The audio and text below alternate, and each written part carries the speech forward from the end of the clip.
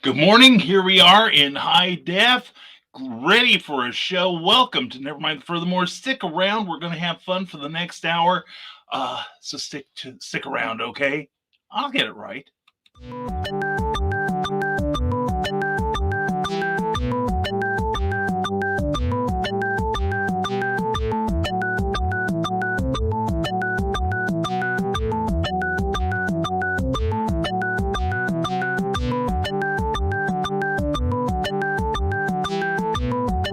10 seconds.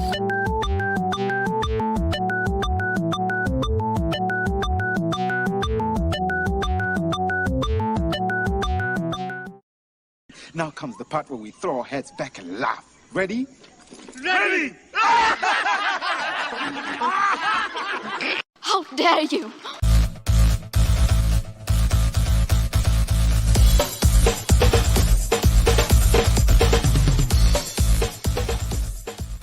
Welcome to Nevermind the Furthermore, your morning dose of creative conversation and coffee with your host, Brian K. Morris, independent publisher, freelance hybrid author, award-winning playwright, Facebook famous YouTuber, and former mortician's assistant. Get ready to start your day off right. And good morning, everyone. How the heck are you? Welcome to the Monday. What day is it? February 7th, 2022 edition of Nevermind the Furthermore. Hope you had a great weekend, even if it meant just shoveling out and getting out into the open. Hopefully better weather this week. Probably, I think we're supposed, at least locally, we're supposed to hit above freezing tomorrow. So hopefully I'll get rid of some of this on the ground. But anyway, be prepared for a fine day here. Hope your Monday goes well. And first of all, we want to give thanks, as always, to Plasma Fire Graphics. Plasma Fire Graphics, when the look of your book matters to you.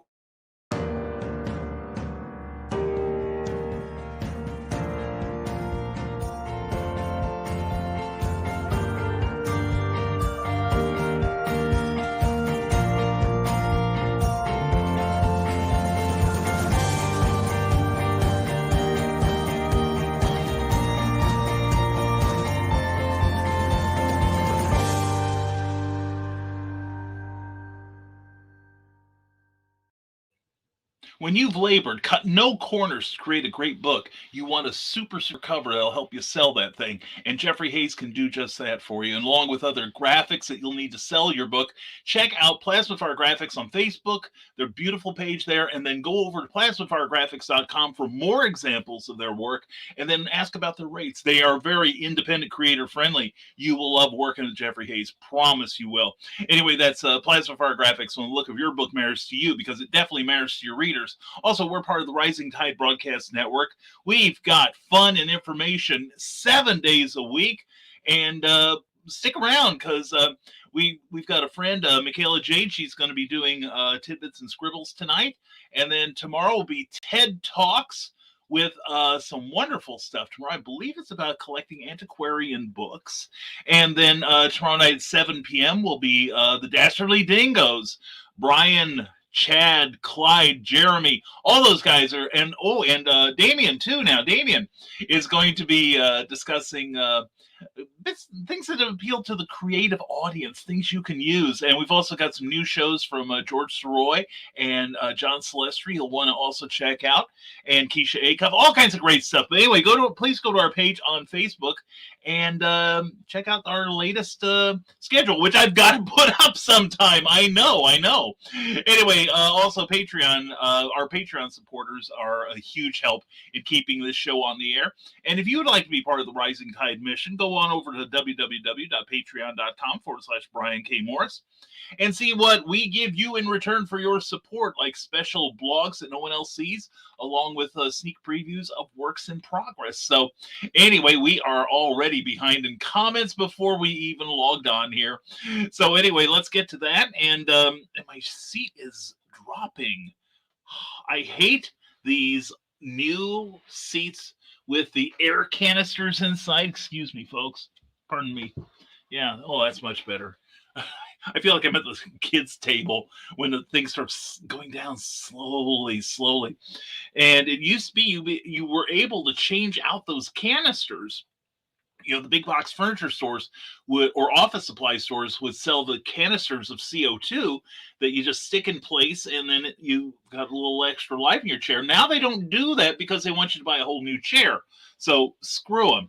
And they don't really. Haven't seen for years the kind that you screw into that it has that little screw that you turn the chair and it raises and lowers based on that. Life is tough. Anyway, somebody who makes it a lot easier on me is Nicholas Tockard. Good morning, Nevermorians. Glad to have you there. And let's start the day of the plug. The Wednesday, I will be hosting a bonus Historical Fantasy Guild live stream from 7 to 8 p.m. Eastern to offset the shortened episode due to last Friday's storm. Yeah, I saw you had some technical difficulties, brother. But Nick's a great broadcaster, and that if you don't get him on one day, he'll get you on another. So anyway, please tune into that Wednesday night. That'll be super. And that episode is going to be an Ask Me Anything format. I'm collecting questions ahead. What, you don't like being surprised?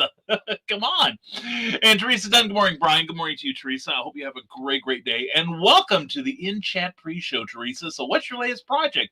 And hey there, Nick, says Michaela J. Check her out tonight at 9 p.m. on her YouTube channel, Tidbits and Scribbles. We can help you get past your writer's block and other problems you may be having with your creativity. Carl Westman says, hey, everyone, good morning. Be back. More coffee needed. I hear you, brother. That's why I'm a couple minutes late here. Priorities and hashtag priorities. And Nicholas Tocker continues. Hi, Michaela, Carl. Welcome to the pre-show. What's coming out from you guys? And while we wait for a response, folks, the NFT pre-show is made possible by the benevolent of Cookie Morris, as Madam Executive Producer is far more terrifying than either the legitimate host and me. Boy, is that the truth. She is a frightening force of nature, but once you get on her good side, you're in. You really got to piss her off. An NFT, NFT is the non-fungible tokens? We don't have NFTs yet. Although I came up with an idea how it could benefit book creators. And but anyway, so far, the expenses of that are a little daunting. So anyway, we're not ready to enter into that fray yet. But anyway, Carl Witzman says, sorry, I had to send some housekeeping too. Good pre-show. So far, so good. I'm liking it. And thank you for your continued defense against the Russian bot front, Carl. Yes, Carl is our guy on the front line, and Eric Hawkins is his backup. Or they take turns. And they make sure that your stream is free of Russian bots that would influence it otherwise. And the NFT pre-show is sponsored by the Big Stompy Robots lines of books and games, because as we come together, what is more of a homecoming than tabletop wargaming? Good point, Nicholas. Good point. And I got it. And today it looks like most of them are in the Ukraine, which has been keeping them busy as of late. Yeah, that's true. That's true. They've got bigger fish to fry over there. So, and Michaela J says, I have a new book slated for a March release, but it may have to get pushed back to April. Warrior's Honor is coming along nicely, but there are a lot of things to get done before it's ready. Well, in our latest blog, my chair's slipping in. Dang it. There we go. And we talk about, we were going to release The Terrors, possibly with a Kickstarter campaign. But if you go to patreon.com/Brian K. Morris, you will find out the full story about when that, or at least why it is being rescheduled. So anyway, yes, I'm trying to get you all signed for my Patreon. Just $1 a month will get that for you. And cool, Michaela. And I'm lining up topics for Tidbits and Scribbles tonight. Michaela, I hope to be there. Anyone that wants to join, just let her know. And Nick Tucker, like the rest of this program, is made possible as part of the Rising Tide Broadcast Network. That is true, from whom all blessings flow. And Carl Wilson says, oh, before I forget, Lulu is celebrating 20 years of operation with a 20% discount. I'll be stocking up. Code for checkout is 20 for 20. It works for readers, too. Excellent. And I would definitely recommend the Mad Gasser Cheerleader by Carl Witzman, and Seduction of Lily Seduction of Lily over also at Lulu from Donna Carleen. And hi, Nicholas, still editing book 3 and doing embroidery projects. Hi, Carl, says Teresa Dunn. And also, Michaela, while the romance and heat are obvious draws, what do you think is best about your world building? And Michaela, if nothing else, we can talk about why I'm now procrastinating when I should be finished months ago. Hey, Carl, don't feel bad. Maybe I should save this for tonight, but I have a short story I'm writing that is about a week, going a week longer than I intended it to, but I know exactly why, and it is the better for it. So it's only off by a week, and my editor will still be delighted that I got it done. But we could talk about that perhaps. And Teresa, says Carl Witzman, and Michaela says, right now life is crazy busy, so I'm trying to focus on what I can get done instead of losing a whole day to running errands. Yeah, but sometimes you got to do those errands, unfortunately. And Carl Witzman says Don won't be joining us today because breakfast with her sister is more important than NTF, apparently. Well, you can tell her all the joy she is missing, the absolute rapture that is eluding her right now. And Nick Tockert says, thanks for that discount code, Carl. And those sound amazing, Teresa. Where can we see your embroidery? Nick, you are running the pre-show like a boss here, brother. And Michaela J says, Nick Tockert, I think the best thing about world building is I get to escape from the real world, and hopefully my readers can too. Which I also cover in my blog, which had the reason the change is all due to world building. So Nick Tucker says, well, Carl, family is important, almost as important as hitting that thumbs up and sharing this video, as I have been informed by our correspondent, Vin Diesel, that nothing is more important than family. Thanks, Vin. I agree with that, and great point, Michaela. And, well, it's her adopted sister, so I don't know. Well, I thought maybe it was like flesh and like a blood sister, not just, adopted. Although there's nothing wrong with adoption, let me tell you that. And sometimes I like our adopted family more than the other one. I'm with you 100% there. I'm totally estranged from my blood relatives. Well, one side of the family's pretty much died out, and the other side of the family is we have not spoken in decades, and I kind of like it that way. So, and I'm not saying it's their fault that we're not speaking. So I admit my culpability, but I also admit that I'm reaping benefits from it. Anyway, Michaela is mocking Carl Witzman with her laughter, and Nick Tucker goes on. We're about 5 minutes from the start of the show, folks, so it's a good time to check your coffee. Check. Run to the potty. Check. And get your card info, read, tip your real host, Brian K. Morris. You're pretty real here, too, Nick. I love what you're doing. And ditto, Carl. And Showtime and Found Family is family, Carl. That's right. And Showtime? Yeah, one of these days. And coming live from the snow-covered Corn Belt, Brian K. Morris. And runs around trying to find the link to the studio. Oh, don't panic, Carl. I was downstairs getting some more café. Really. In fact, I left part of it downstairs. We've got a drip, or we've got a coffee maker, but the thing doesn't stop dripping for about another 3 minutes after the last gurgle of hot water. And I didn't feel like waiting, so I put a little cup under it to keep it from overflowing, creating mess. But I got the good stuff, and it's fresh. Yay! Nick Tucker was going to have you send me that link. You had me scared for a minute there. It's okay if it gets to be 3 minutes. 2 minutes I consider okay. 3 minutes, then we're in trouble. So, and for the National Small Press Publisher, morning all, it's Monday. You can threaten us like that, Joe D. McPhee. Great show on Saturday night, 10 o'clock every Saturday night. And check him out this Saturday, because there is a graphics program that he is going to teach us how to use, a modeling graphic. And one thing, Joe, I think we need to establish what you need to download to make sure that you can operate the system. So I think that might be where I'm going wrong.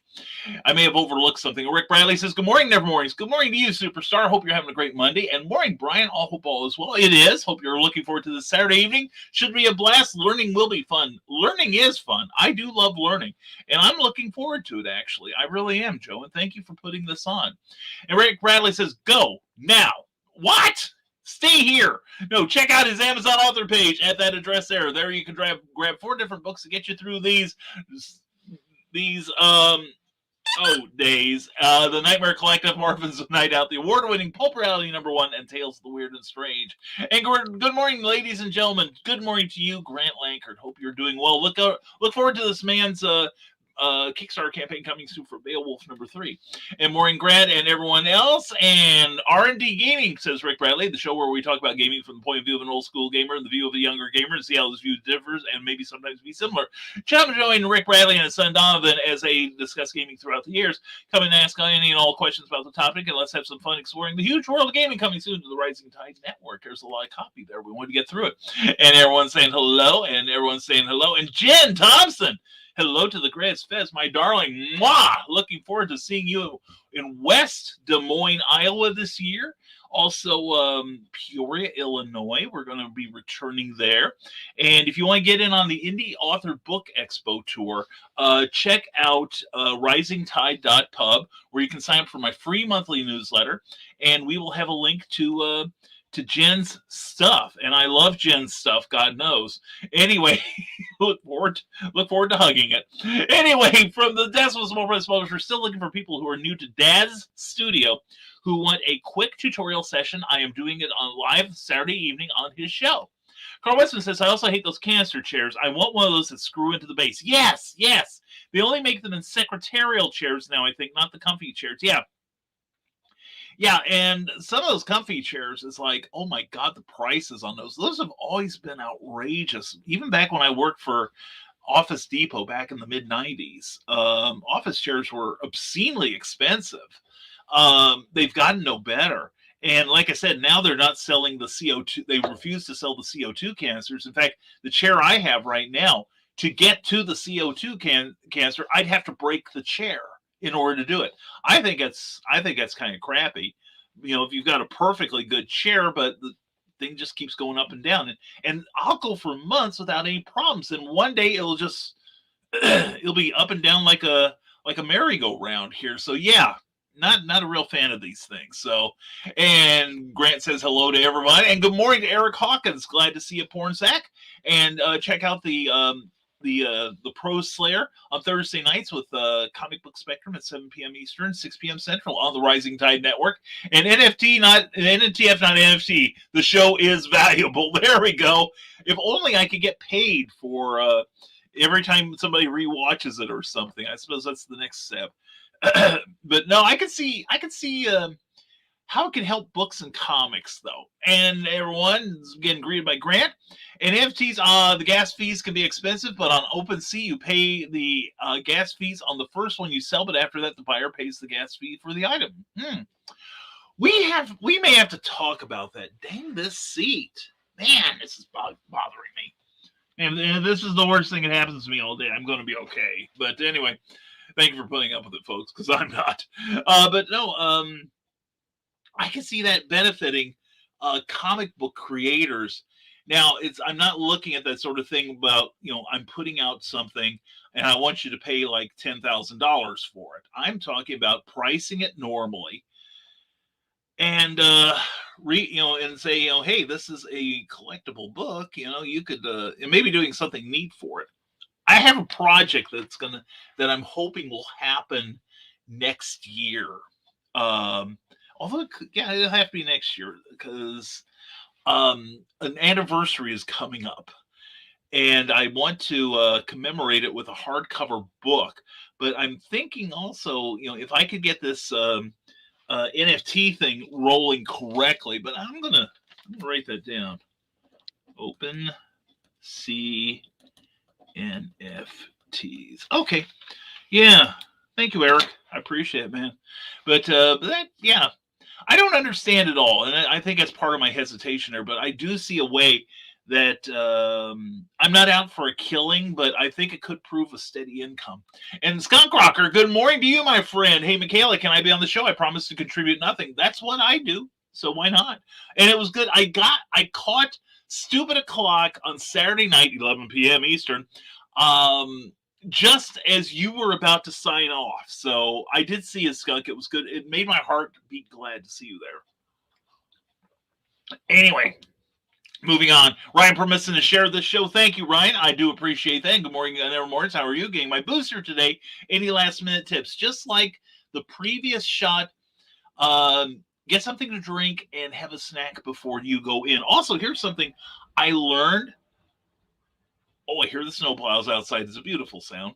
But no, one after you get the shot, after a couple hours, start doing this every hour or two. Just do this or this, because what it does is it exercises the muscle here and it gets out some of the vaccine that's been shot in there, and it basically will ease the swelling and the pain from it. So that's my tip to you. And fun fact, my autocorrect is now changing NTF to NFT. Oh, you're crafty autocorrect. It must know something we don't. And in case you missed it, check out the latest episode of Boba's Weekly Bounty with Bobby Nash and Ryan Permission. It's awesome. And good one, Eric. Brian, tonight we can talk about those two books I wrote in 1988, and I still haven't published. Oh, man.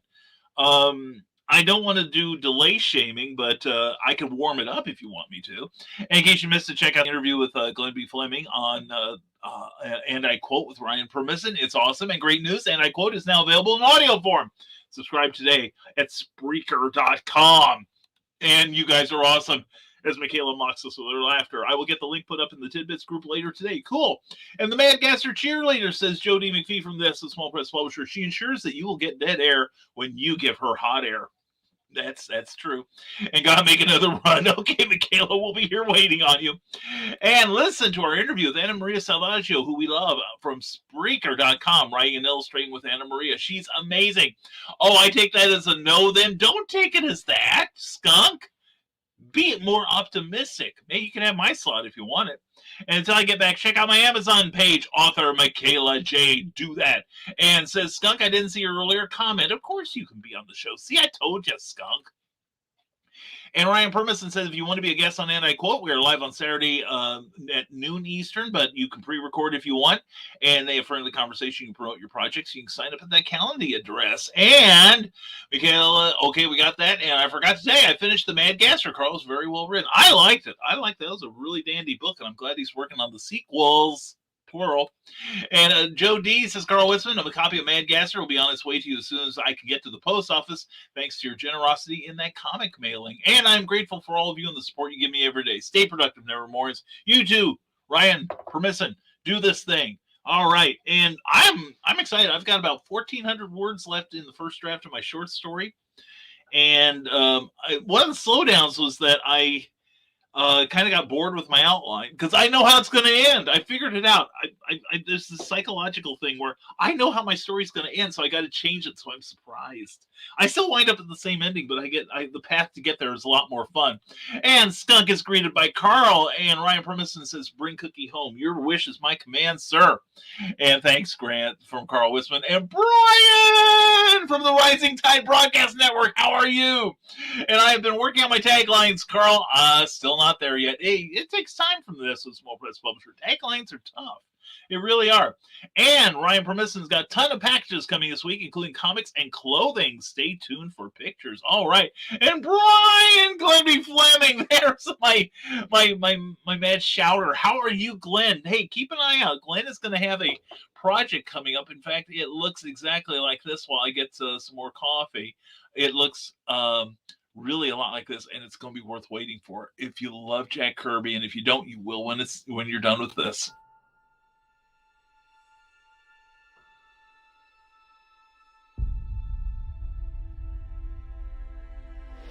When they mined an area,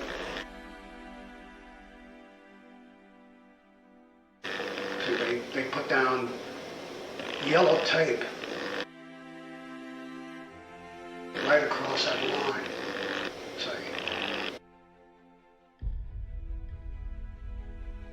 And if you walked on the wrong side of that yellow tape, you blew up.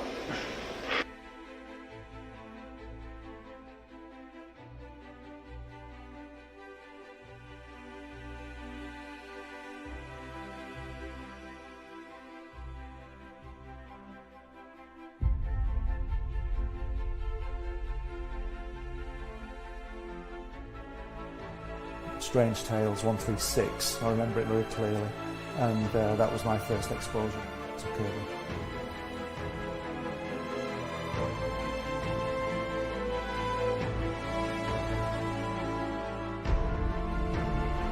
And I wanted to show it to people.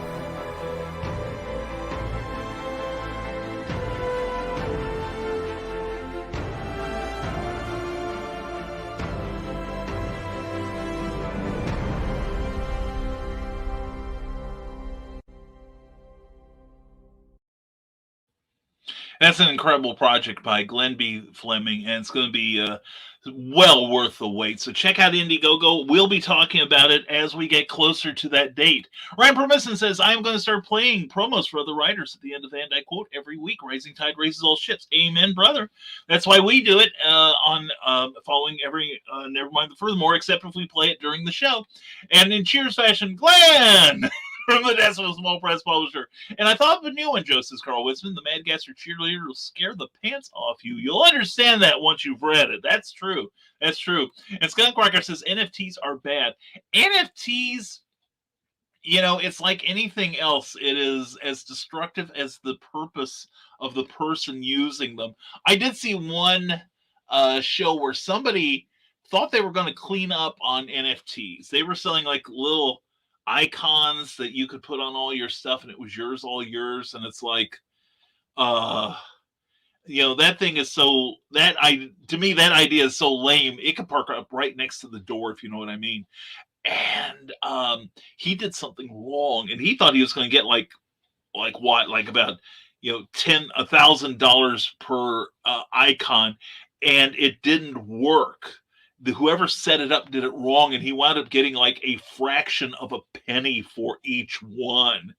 And it's not nice, but it was kind of fun to watch this guy. He's like, oh, I'm going to rake in $1 million tonight, man. I'm going to make $1 million in an hour. Ooh. And then all of a sudden it's like, oh, can someone get a hold of my guy? I'm not making any money. You know, and it's like, anyway, so I think there is possibility in it, Skunk, in the creative field. But, you know, it's like I was watching a special on Morning Brew, which I subscribe to. It's a newsletter that has a sometimes irreverent view of pop culture and business that is a really great way to start the day. And if any of you are interested, contact me. I'll get you the subscription link to it. But anyway, they also had their own YouTube channel, and they had a super show on NFTs and how they work. So I finally understand it. In fact, the morning thing, the Morning Brew this morning explained how, or yesterday rather, explained how stock splits work and why they're done and how they benefit the company and the people holding on to stock. So I think it's one of those things where the greed heads get in with NFTs, and I think they're muddying the waters. But I think if somebody takes a longer view of it, I think that we can do something with it. And Glenn B. Fleming greets the Decimal Small Press Publisher and crypto, NFT, and extended car warranties, all those non-tangibles that you own. Sure, I'll just hoard coffee, cigars, and booze. Thank you. I think you're on to something there, Carl.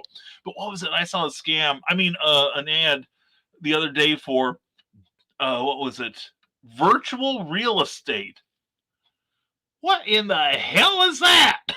It's like, yeah, we're gonna send you like a square foot of land on Mars that you will, but it's in virtual reality, so you own it.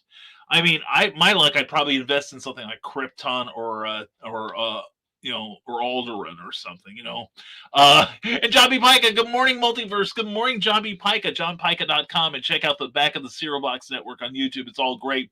And Glenn says, hi, Ryan, and good morning, all. Ted Davies, Artistry. Good to see you, my friend. Great show Friday night, drinking with the Davies. And Glenn, vague booking to everyone else, but Glenn made contact yesterday. I'm up to speed. Yeah, there's nothing we can do. Wish we could. And hey, Ted, says Carl Witzman, and Ted Davies Artistry says, see you tomorrow on TED Talks. Ted discusses buying antique books for collecting or resale. the NFT of its day. And in case you missed this, is John B. Pico, you must go watch last night's episode of Back on the Cereal Box. Cryptid Crunch, Keisha and Willow had some great guests talking about aliens and alien abduction in Red Gate, Montana. So check that out. Always a good time there, man. Seriously, it's a great show. Glenn says hello to Ted, and Nick Tucker says, Jody, it is never easy, but it is always worth it. I agree with you there. And here we go, the magic of Jake Lindsay. Hi, Brian, how are you? I'm dandy. How are you, Jake? And my neighbors got mad at me. Oh, no. And my dad for all the noise we made in the video. No joke, the ground wasn't torn up because how much ice there was. Yeah, Jake showed me a picture of his dad and himself driving around in a Jeep. And I understand the noise. I understand the noise. The Jeeps can be a little noisy. One time I was in a vehicle, and I think it was in the fall. And I was with the guy I was working for at the time, and he decided to get off the road, and he drove across a cornfield that had been upturned. And so it still had like the ridges of dirt, the little gullies that you'd plant the seeds in, but he was going across them. So like, here's the ridges. He's driving across like that. And so this thing is like being on a washboard. I actually wound up with a migraine by the time he was done. I had to go leave work early. I was sick to my stomach. And William A. Bove, good to see you as always, brother. Hi, Brian and everyone. How are you guys? I hope everyone is well. We are doing well, sir. Hope you can say the same. And I need more Haunting Tales of Bachelor's Grove in my life. Let's just say you might get your wish soon, my friend, soon. And Glenn Fleming, thanks for running the Kirby promo, Brian. Thanks, everyone, for their patience. It'll be worth it. I blame the editor for putting in too much stuff. I'll take the blame for it, Glenn. It's all Brian's fault. And Jobby Kabika, can someone explain NFTs to me? It makes zero sense. Okay, think of it like baseball cards, but they're electronic. Only a certain number of these are issued. And the idea is that they are set out at, exactly, think of like a baseball card. When you buy baseball cards at a store, they are at the suggested retail price, usually. Now, once you own them, you can resell them. Now, NFTs work the same way. You have this electronic thing that only you own. And usually it is not a copy of another one. That's why some idiots, scammers, investors have been selling these like icons you can put on your social media. And they usually look like 8-bit things, and so I think it's kind of silly. But anyway, you buy one of these, and you're the only one that owns this particular one. And you can do with it what you want. You can exploit it as part of your branding. You can do anything you want, and only you will have the original.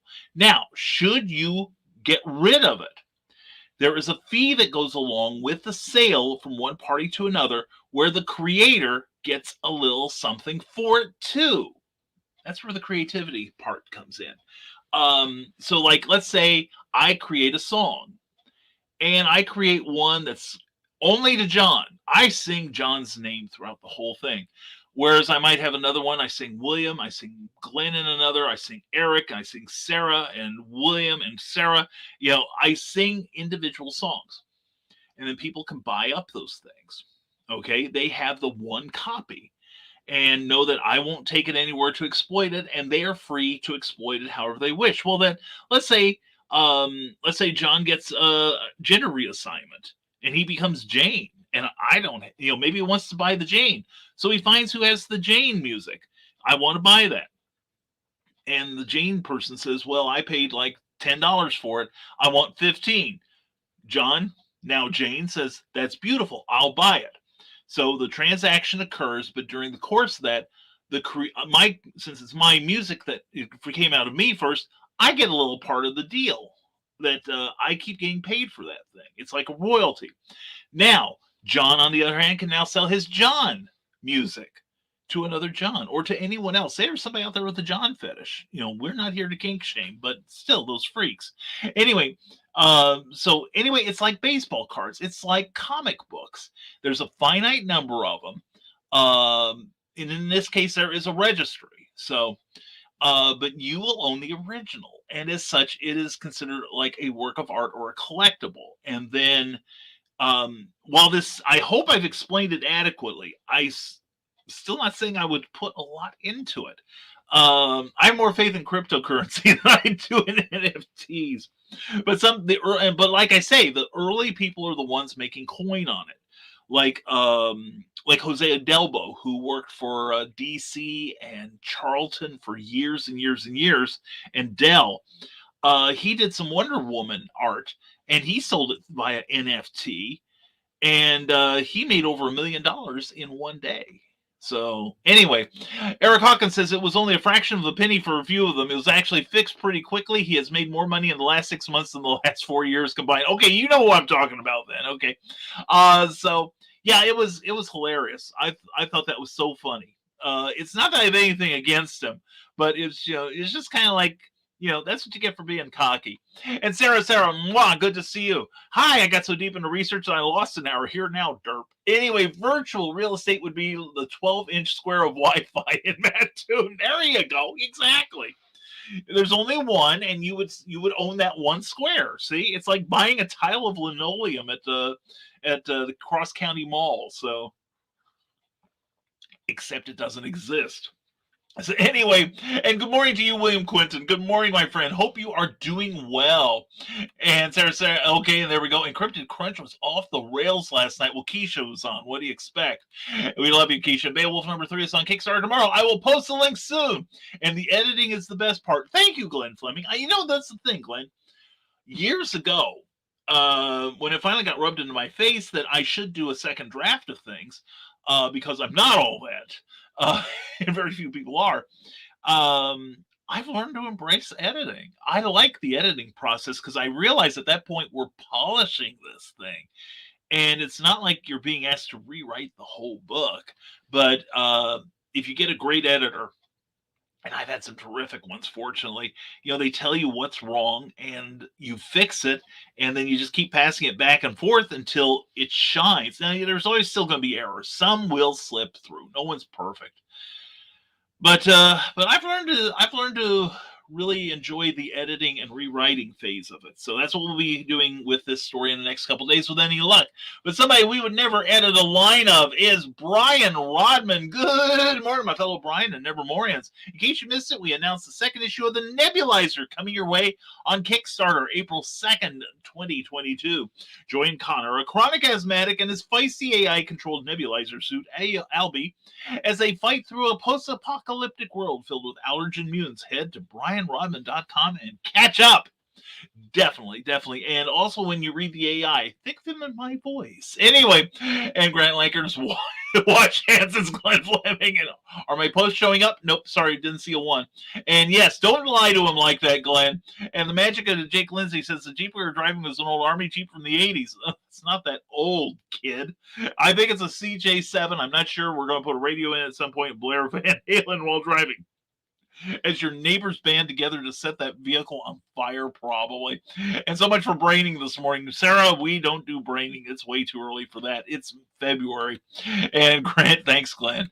And he's lying too. Anyway, Carl Wisman, hey, Sarah, so where's that 12-inch square of Wi-Fi in Mattoon? Is it in the coffee shop? And Beowulf, why, there it is. All right. And did you grow up listening to 80s music like Iggy Pop, Daly, Duran, E.G. Daly, Duran, etc.? I was an adult by the 80s. Well, I was grown up. I was old enough to drink by the 80s. But yeah, I listened to all that stuff. I think if I have a favorite period of music, it's got to be the 80s. I'm very fond of groups like Ultravox, Duran, Orchestral Maneuvers in the Dark, a lot of the electronic stuff. There was some great music. Some of my favorite stuff came out like from throughout the 80s on up to the mid 90s. After that, I kind of lost track of things. Didn't care for it. I think the song "Hit Me Baby One More Time" created a pattern for music that I now find annoying.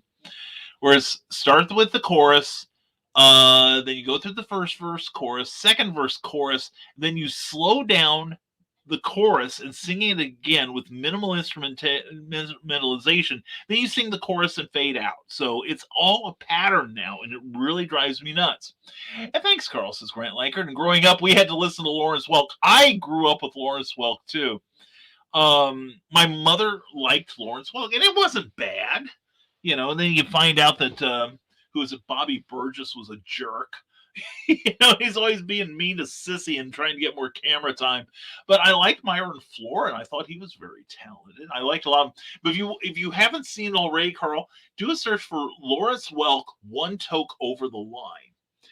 And for those of you who don't know the song, it was originally done by a duo named Brewer and Shipley. And the chorus goes, one toke over the line, sweet Jesus, one toke over the line. It's about a basically pre-medical marijuana, left-wing luckies, as we used to call them.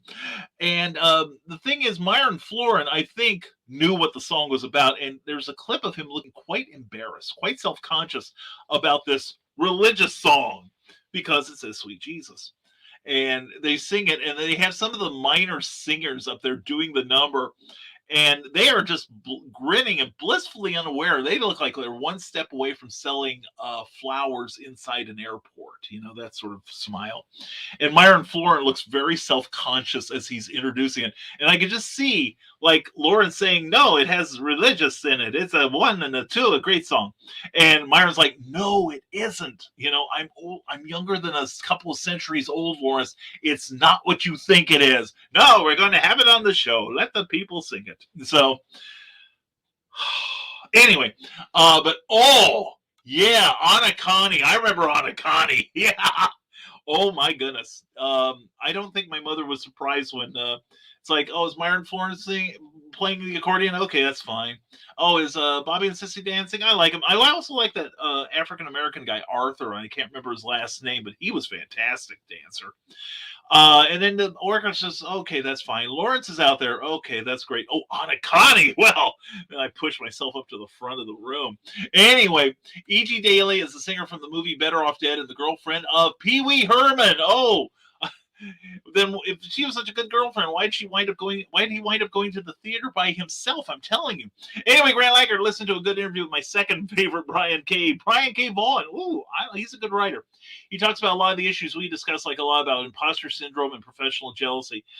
That's one thing. I have never suffered from professional jealousy. I at least I don't, not in a major way. I have seen a couple of people where they're coming up and I'm like, they're terrible. How are they making any headway?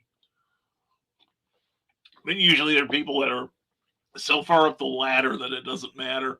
But Brian K, well, thank you. And I who's your first Brian K? Is it somebody I know?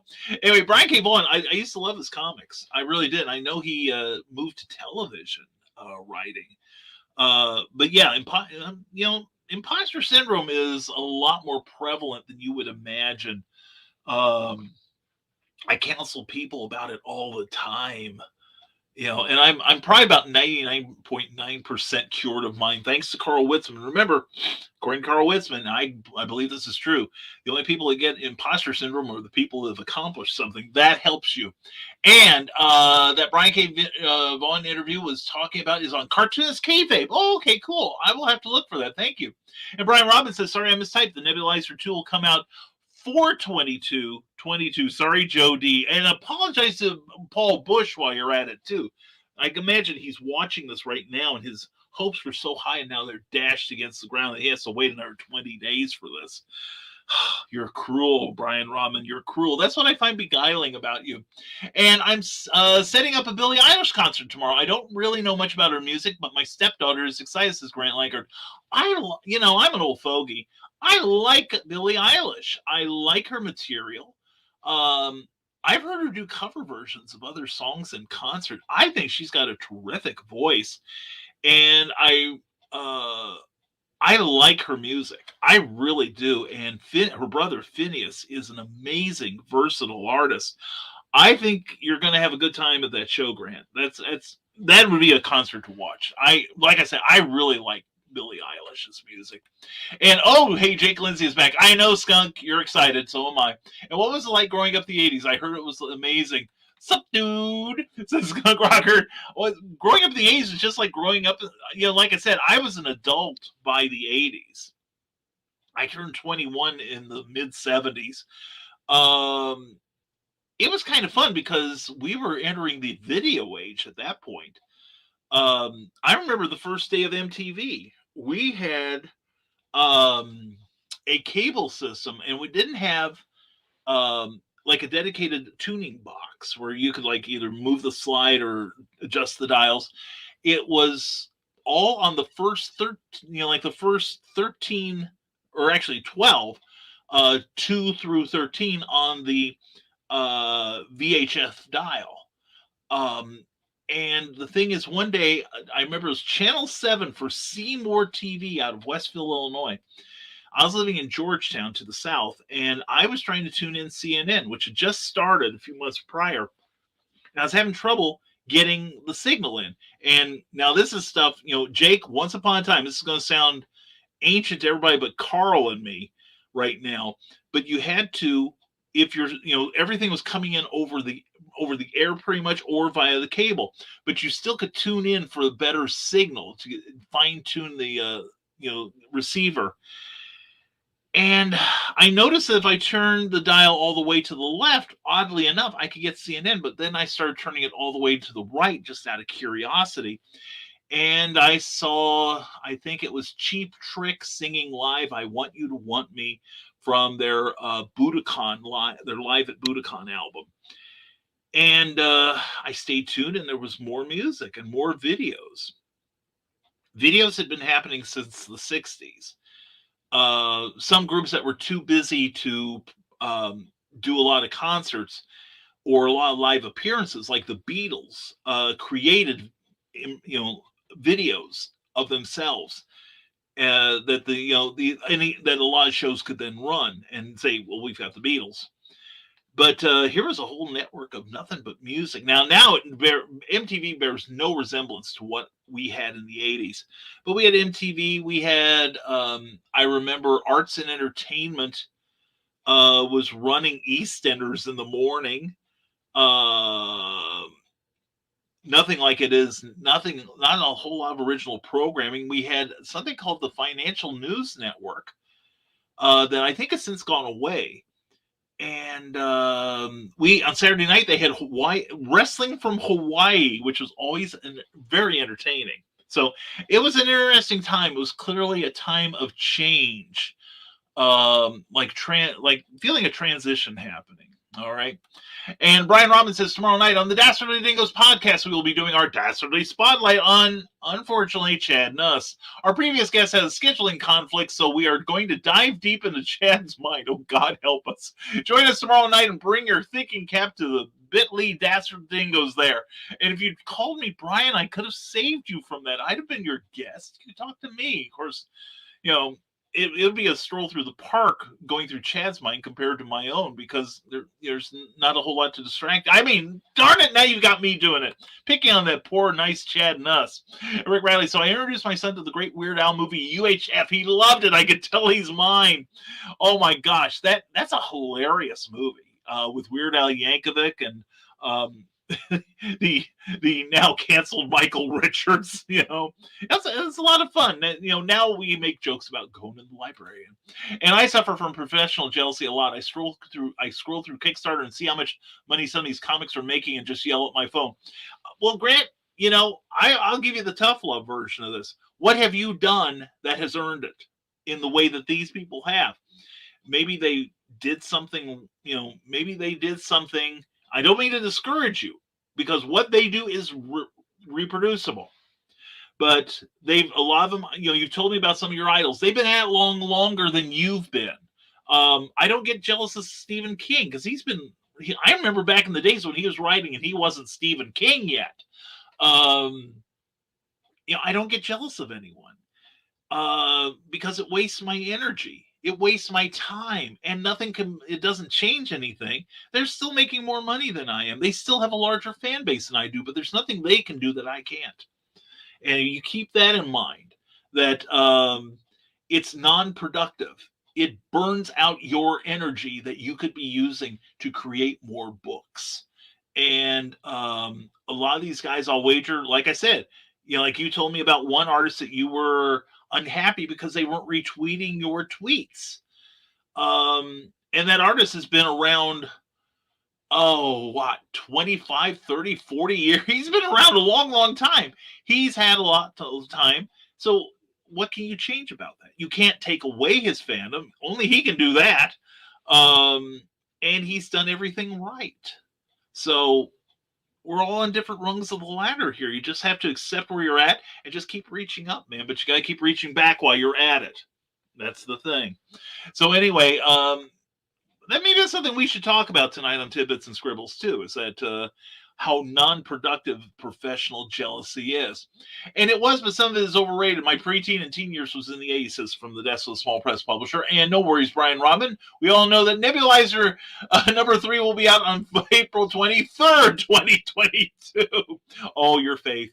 And yeah, I need to check out Billie Eilish. You're not the first person to tell me she's not just a boring pop star. No, the one term I hear about her the most, and I think it's applicable, is normal. She is in a lot of ways refreshingly unaffected by her stardom, which is really cool to me. And plus, she is doing a really fresh kind of music. A lot of it you can tell is very personal, but she's got a lovely voice. She really does. I've heard her sing live, and without all the auto tune and all the other crap that goes on, the production studio tricks. And when it's just her on the microphone, she's got a lovely voice. And I just like hearing how she gets so weirded out by people who are prominent liking what she does. And I find that remarkable. I can relate to that. So anyway, Rick Bradley says growing up in the 80s was the best. He-Man, G.I. Joe, Transformers, Silverhawks, Thundercats, Nintendo, the music, among many other things. That's true. And VH1 and MTV running music videos 24/7. Those were the days. Carl Westman, I agree. And I even liked it when both shows started morphing into shows like on MTV. I loved Remote Control with Kerry Werner and Colin Quinn, who went on to Saturday Night Live eventually. They also had reruns of shows like The Young Ones. I love The Young Ones. One of the funniest shows around. And it was written by the guy who wrote the I can see it now. The one about the artist. Dang it, the one that cut off his ear. I'm blanking out on it, but with Bill Nye, and it was so wonderful. It was so beautiful. Glenn Fleming says the first modern day music video made especially for TV was the Beatles' Paperback Writer from 1966. Those guys did everything first. Exactly. Oh, that's really awesome. Was big hair popular back then, like the rocker hairdos in a way? Well, there was a lot of hair, but it wasn't like the really foofy out to here stuff like in the 80s. But a lot of them had longer hair. I remember in the 60s, Mark Lindsay of the Paul Revere and the Raiders group, he had a ponytail. And I remember some friends of mine in school finding out, and they were scandalized by that. They were like, "Oh my God, a man with a ponytail! What kind of a feminine guy is he?" And you take a look at him, you know he ain't a feminine. Oh no. Molly Dance, good morning, slacker, checking in. Only been awake for 5 minutes. Well, Molly, I love you, hon. Hope you are doing well. And Rick Bradley, supplies. And good morning, how y'all are? Cindy Cap, we are wonderful, and hope you are the same. Molly Dance said, however, I did write 2 or 3 pages of my beach story for the new Antho. Here's hoping it develops into something awesome. I'm sure it will, because you're doing it. And I'm 1,400 words away from finishing my next story, first draft. So I'm happy with that. And Cindy Cap starts creating more books. Go to Smashwords and check out what I've got. Thank you, Cindy. And we have way more tools than Stephen King did when he started. We'll get there, Grant. Exactly. And I'll wager Stephen King didn't waste a lot of his time worrying about why Leo Tolstoy had more books out in bookstores than he did. God knows Stephen King passed him up. And you can't get mad at Bill Sienkiewicz for having more followers, or Mark Evanier, or any of the greats, because they were at it first, and they learned how to do it right. And when the technology came along, they embraced it. Stephen King probably writes more on Twitter these days than he does on a word processor, but just the same. Yeah. And the thing is, Rick is right. We are in a creative renaissance right now, because a lot of the stuff that the book publishers, the music publishers, the comic book publishers knew is now open knowledge. We can do the same thing. There is nothing stopping any of us from being the next Stephen King, from being the next Paul McCartney, from being the next, make it realistic, the next Grant Morrison or the next Jim Starlin, because we've got the tools, we've got the means to study. All we need is practice and application. Eric Hawkins, don't get discouraged, Grant. The secret to Kickstarter is boobs. Lots of boobs. That's right. Mostly the ones that will pledge to your porno comic, right, Eric? Oh, Eric, you scamp. And encouraging me to do the same. But anyway, seriously, Grant, like I said, it's a waste of time being jealous of these people. Instead, be the best. Don't try to be the next fill in the blank. Be the first Grant, and see who you can make jealous. Molly Daniels, clarification, wrote it yesterday at work. As I said, I'm not fully awake yet, still drinking first cup of coffee. I think I'm on my third. It's still not being effective. And looking for trouble, you'll find it with Brian K. Morris on Amazon.com. Thank you, darling.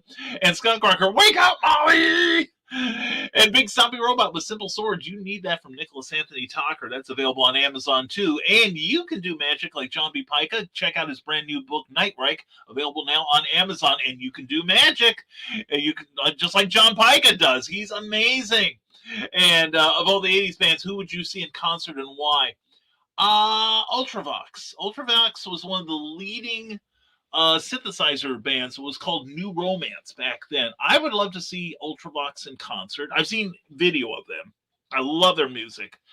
The Mid-Jure especially. Who else would I see? I saw the Bellamy Brothers once, but they were 70s, really. I'm trying to think who else. I've seen some 90s groups like Bare Naked Ladies and the Proclaimers. Who else? I think I'd love to see the Sex Pistols in concert, except I don't know that they'll get together ever again because Johnny Lydon is having a feud with the other three. Well, yeah, the other three, because they got Glenn Matlock back. They can't do it with Sid Vicious because he's dead. Anyway, Nyx is awesome, especially when she links up with Daniel Graves of Aesthetic Perfection. Yes, Sarah, I'm familiar with both of those, thanks to you. And yeah, two fantastic voices there. Molly Daniels is laughing at us. It's cold. I want to crawl back. I want to croc back into my cave. I know what you meant. But it'll probably be the writing cave. That's what I'm doing after this show's done. And the Dastardly Dingoes podcast on Tuesday nights at 7 p.m. Check it out. And for Modesto Small Press Publisher, why be jealous unless said person is flaunting their success in your face? Think of it this way. Some people have a head start on being known, but we all do the exact same to stay known. That's exactly right. And Carrie Wurr, yes, I'll be back in a few. Carrie Wurr was wonderful on that show. And Ken something or other was the host. I'm blanking on. Then there was like another guy who was like the backup comedian. But Carrie Wurr, Carl, you've probably seen it. But if you ever see a show called Sliders, Carrie, it lasted like 5 seasons. Carrie was in seasons 3 through 5. And she played this tough as nails army gal that wound up traveling with the Sliders. That was a good show. That really was. It was kind of an alternate reality show. With lots of twists and turns. It was created by somebody who did a lot of writing for Star Trek The Next Generation, Tracy Torme, who I think was the daughter of Mel Torme. You'll know that name for sure. And had Jerry O'Connell, Cleavon Derricks, John Rice Davies. He was in the first 3 seasons, I think it was. There was only one member of the original 4 actually that went through all 5 seasons, Cleavon Derricks, as the Crying Man. He was so good. But some of the shows were really good. And it's funny because I remember seeing it at the time. It went from like, I want to say Fox, the Fox network to, who was it? Sci-Fi. That's it, Sci-Fi Channel. And the budget just, you could tell it was dropping every year. And finally, the 5th year, it was running on fumes.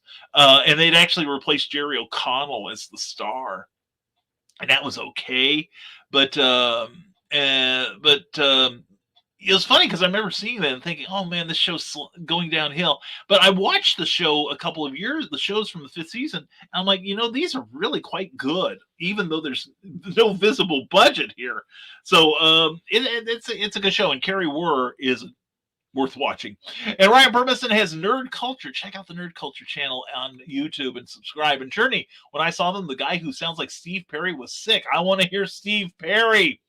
Oh, the guy, I think if anything, the guy has a stronger voice. He has the same tonal qualities as Steve Perry, but I think he's got stronger pipes.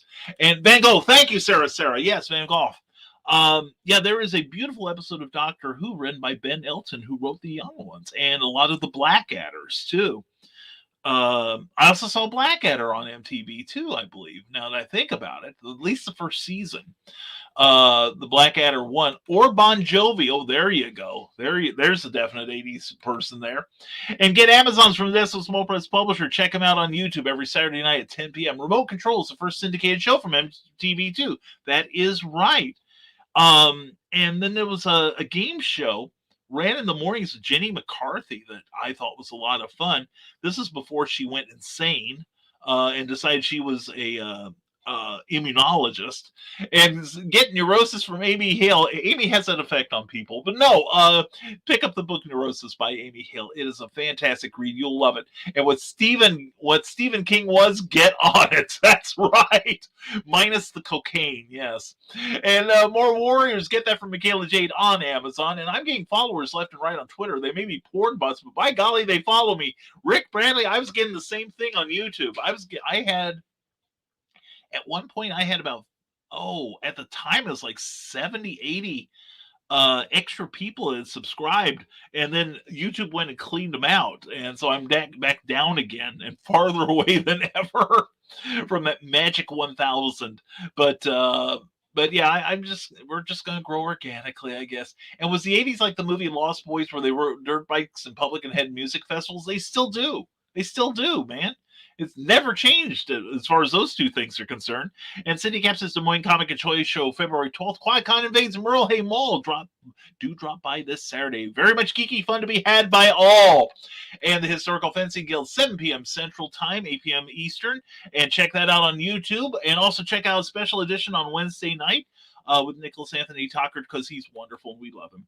And Molly Daniels, turns out one of my co-workers either writes fantasy or desires to write fantasy. Told might be happy to bring him to a con and introduce him to other fantasy authors and hopes he'll find a mentor. Good for you. Good for you. I don't write a whole lot of fantasy. I'll be working on one later this year probably, but we got plenty in our circles that do. I'm trying to think. Lacey Lemke writes fantasy now. Michaela Jade, historical fantasy. We've got a couple in the group. I'm pretty sure, but yeah, that's a good idea. Maybe you can get her to Saluki Con. That would be great.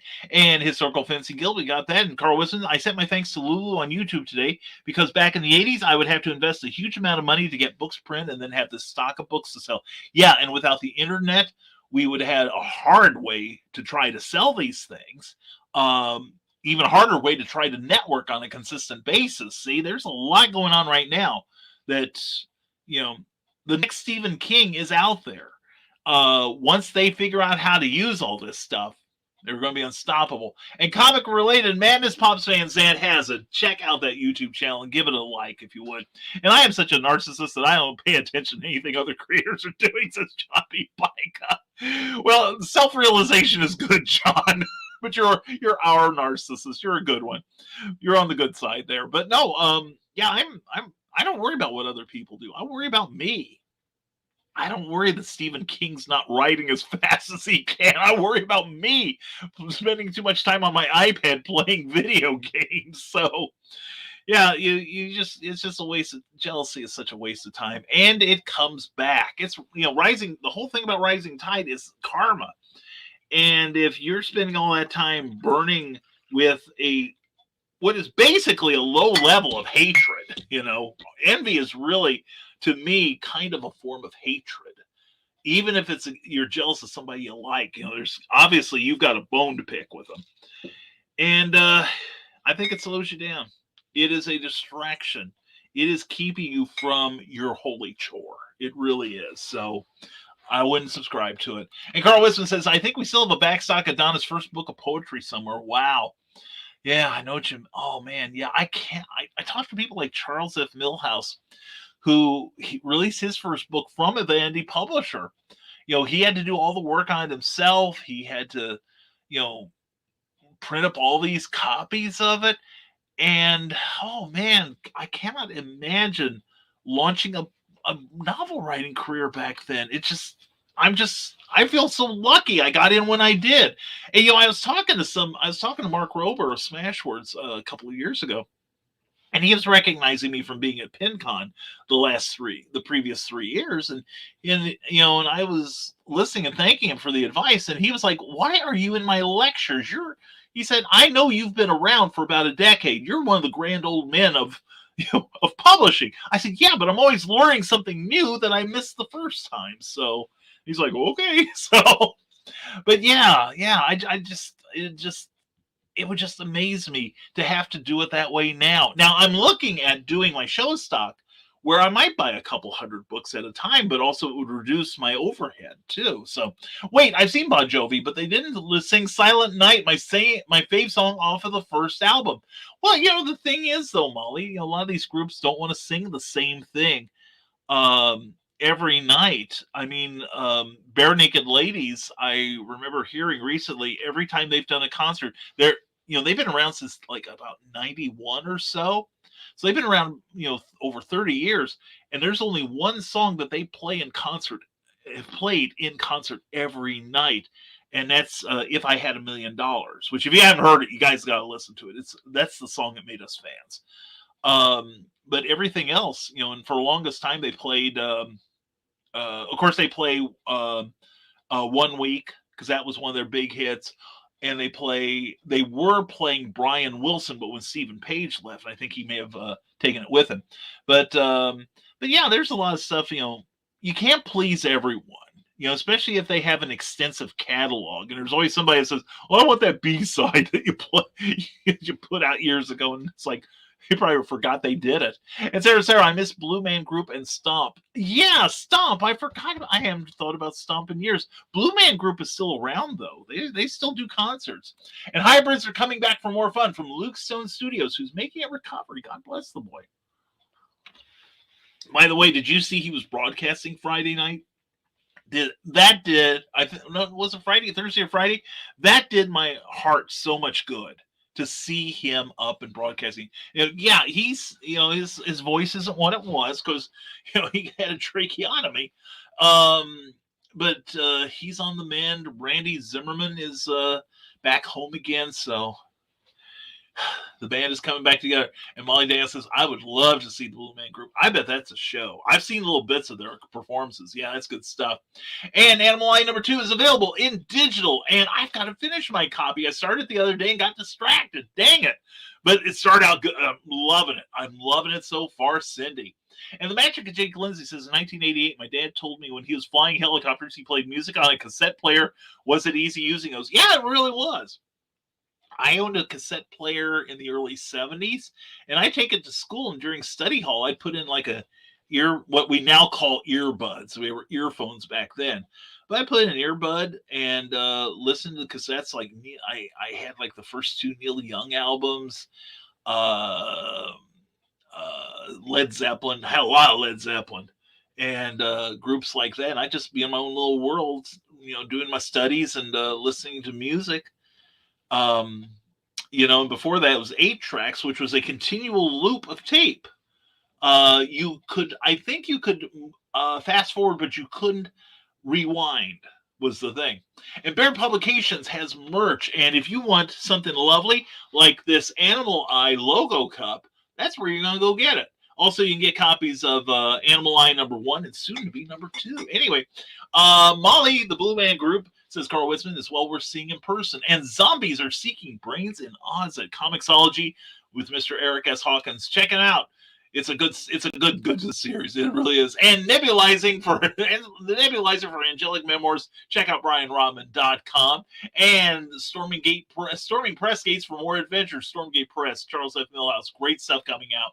And the magic of Jake Lindsay says, I was born in 96, so I have no idea what the 80s are like. I wish I could witness that at some point. Yeah, I think it's one of those decades where there was a lot of revolutionary music. Pat Benatar started back then too. Still love her music.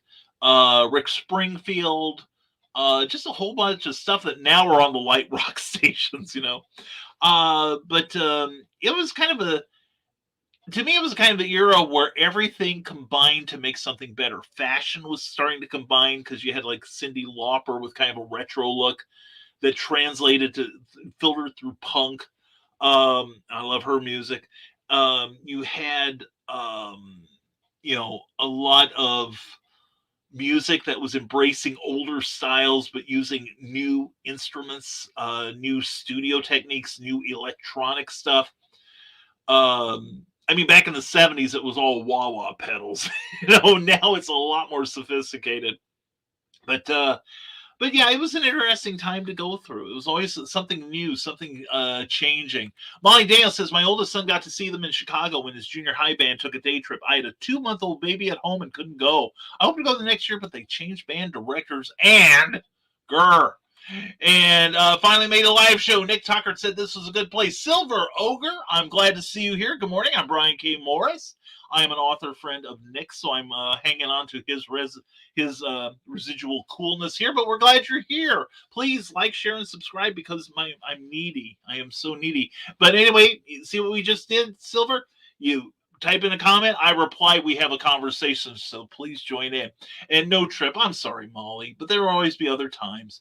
And Carl Wilson, Jake will watch The Breakfast Club. That'll help you live it. That's a good idea. I was trying to think of a movie that kind of embodies the 80s. Yeah, I'd say that does far more than, Lost Boys is not horrible. Fright Night would be another one. I was watching more horror movies than the comedies at the time. But yeah, Breakfast Club is a great suggestion, Carl. Thank you. But yeah, there was a lot of great movies back then too. That's where we got a lot of the stuff we celebrate today. And Royal Cruz does the animal art and has his own comic, Collie. Check that out at artstation.com/Royal Cruz. And welcome, Silver. Molly, thank you. And everyone's saying hello to you, Miss Silver. Well, no, Silver's just here. Say hello to Silver. And Cindy Cap says the Book of Job is more complicated and much more simple than you think. Check out a very detailed description with historical and practical info for Victoria Adams on Amazon. That sounds like a really good book. And hello to everyone. And yeah, Cindy from Nick's broadcast too, and I pop in there occasionally. And the last scene in the last episode of Blackadder is remarkable, tragic but terribly beautiful. Yeah, yeah, really. And the thing is, he died like every season. Second was my favorite. I think it was the funniest, but I think the theme for Blackadder Goes Forth was my favorite. Where it starts at and do that for a couple times. Then I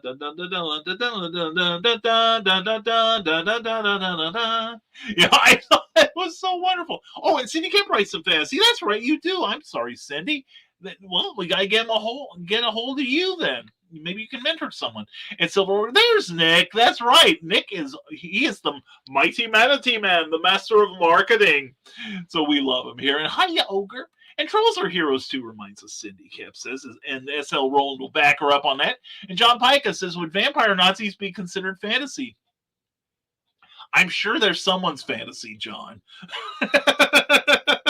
We're not here to kink shame, but in this case, we might make an exception.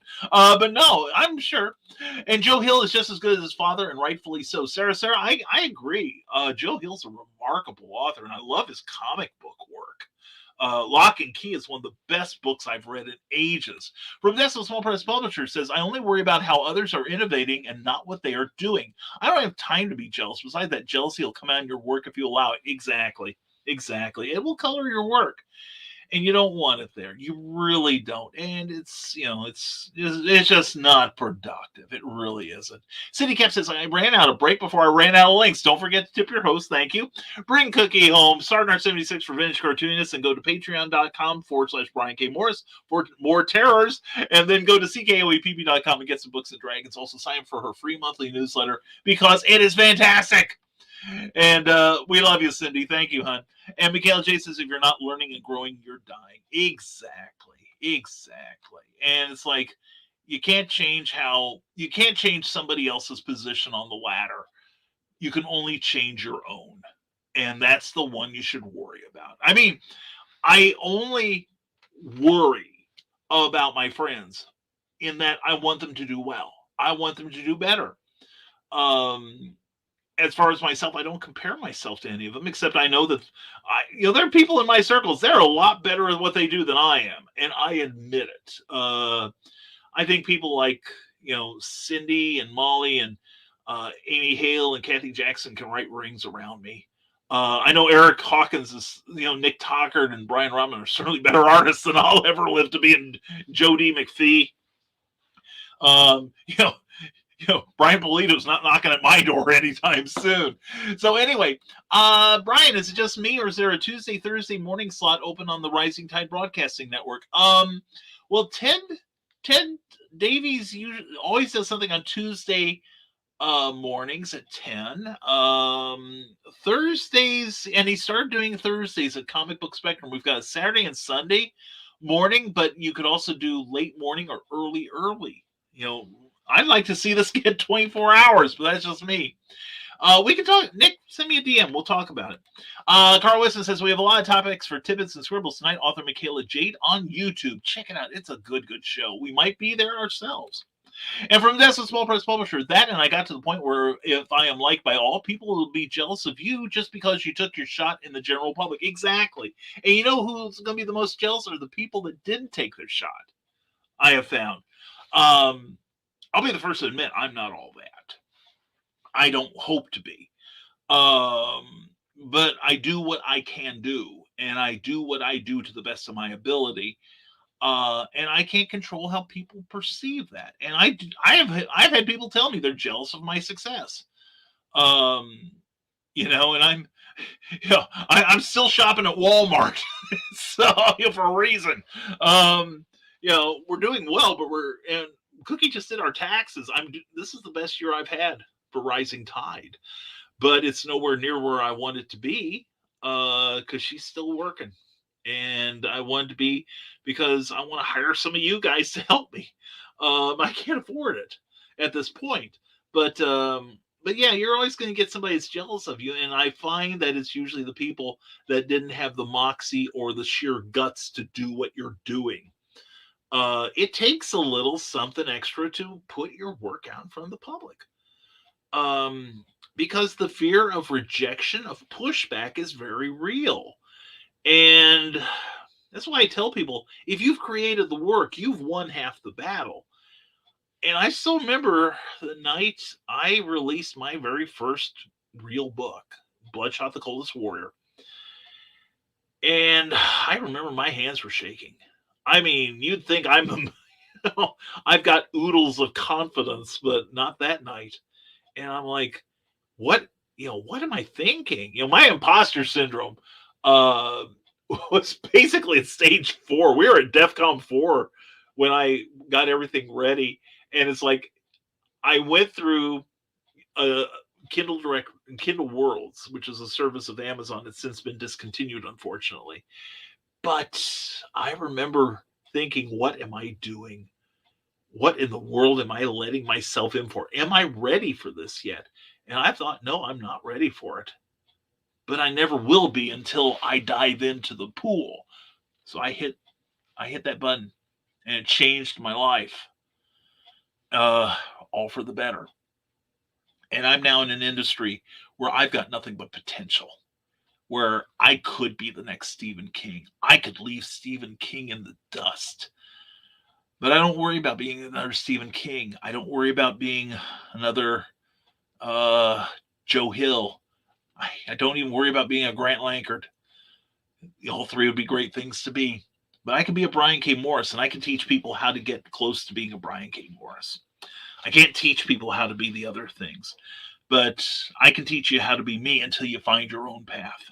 And that's what we all should be working on.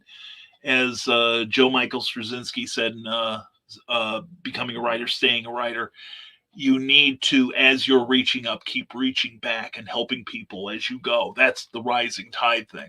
Thankfully, Molly Daniels said, I sold all copies of my first book published on iUniverse.com in 2002. Now I have 5 books of inventory next to my next door in my hoarder house of all 30 titles. One more next week until I order Rex. Very cool. Well, it's good to have those. I'm going to start this year. It's something Cookie and I have been wanting to do, but I'm going to order my show stock through a private printer because I can drive down the cost per unit more than I could on Amazon or Ingram Spark. But I'll still use Ingram. I'm still planning on using Ingram Spark to list my book online. So, because they have a greater reach, we'll let you know how that works. My B&L fave is The Old Apartment. I love The Old Apartment. I love Stephen Page's work in that group. He was wonderful. It's All Been Done is also one of my favorite songs. Brian Wilson is fun. In fact, Molly, you'll like this. I have a little bit of an audio from one of Brian Wilson's concerts, and he has this chorus of background singers, and they start singing, going downtown in the rain last Tuesday on, like a whole. Starts out, and everybody, you hear this murmuring in the audience, like, wait a minute, this sounds familiar. And then they launch into the chorus of, now I'm lying in bed, just like, and the crowd just goes insane, just clapping and cheering. It's like, for years, I always kind of wonder what Brian Wilson thought of that song. And, it's now like, okay, I guess Brian thinks it's all right. So that's good. I'd also heard that Yoko Ono was very fond of Be My Yoko Ono. That she's, that in fact she volunteered to be in the video for it, so that's cool. And I am jealous that Grant Lankard can draw and I cannot. Carl Witzman, I'm with you, man. But Grant is a terrific artist. He really is. Eric Hawkins, I cannot brag enough about Eric Hawkins and how far he has progressed in the 6-7 years that I've known him. I mean, his style. He is always a good storyteller. But his art style, his inking has become so slick, so fluid that he's amazing. And his coloring is off the charts. It's great. And Brian Rodman, even the brief time I've known him, I've seen such growth in his artistic development, whereas mine is no different than when I was 6 years old. There you go. And earbuds, not to be confused with Airbud. Exactly. See? You try sticking dogs in your ears. It doesn't pay, let me tell you. And back in the cereal box, 2 words, mixtape. Amen, brother. I remember I used to give away mixtapes to my friends at Christmas, because I had all this weird music that they weren't buying, like the Dead Kennedys, the Sex Pistols, Susie and the Banshees. And I would make the mixtapes of the stuff that I loved. And they're like, oh, God, Brian, I like most of it, but, And Molly Daniels, especially if you had a player that automatically switched sides, no fumbling to flip the tape over while driving. That's right. I had one cassette that did that, the tension would build up and then you'd hear a loud click and then the tape would go back in the other direction. Yes, I forgot about that, Molly. That's great. And let's all go back to the 70s. It was brilliant, especially the music, says Glenn Fleming. That's true.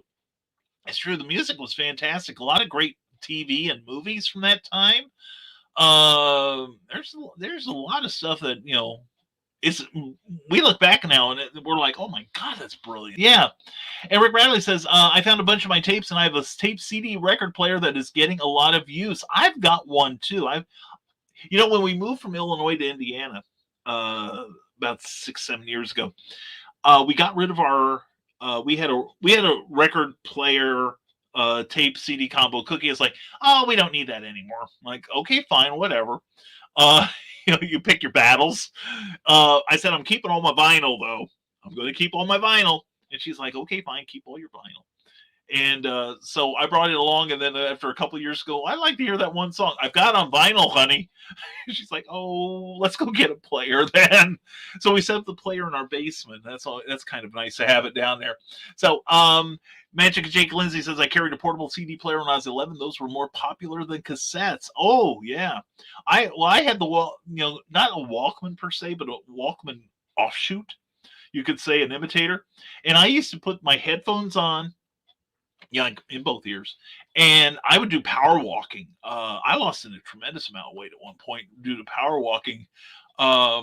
And I would just like put in something like Van Halen or Heart, and next thing I know, by the time I zone back into this reality, I'm halfway across town. So Sarah, carrying a boombox on the shoulder, yes, that's where we all had the upper body development. That's true. And from this, a small press to publisher, you can draw probably better than I don't. But it gets to the point where you have to understand that a Carl original is that and not comparable to other artists. It's still a hard lesson for me to learn. That's true.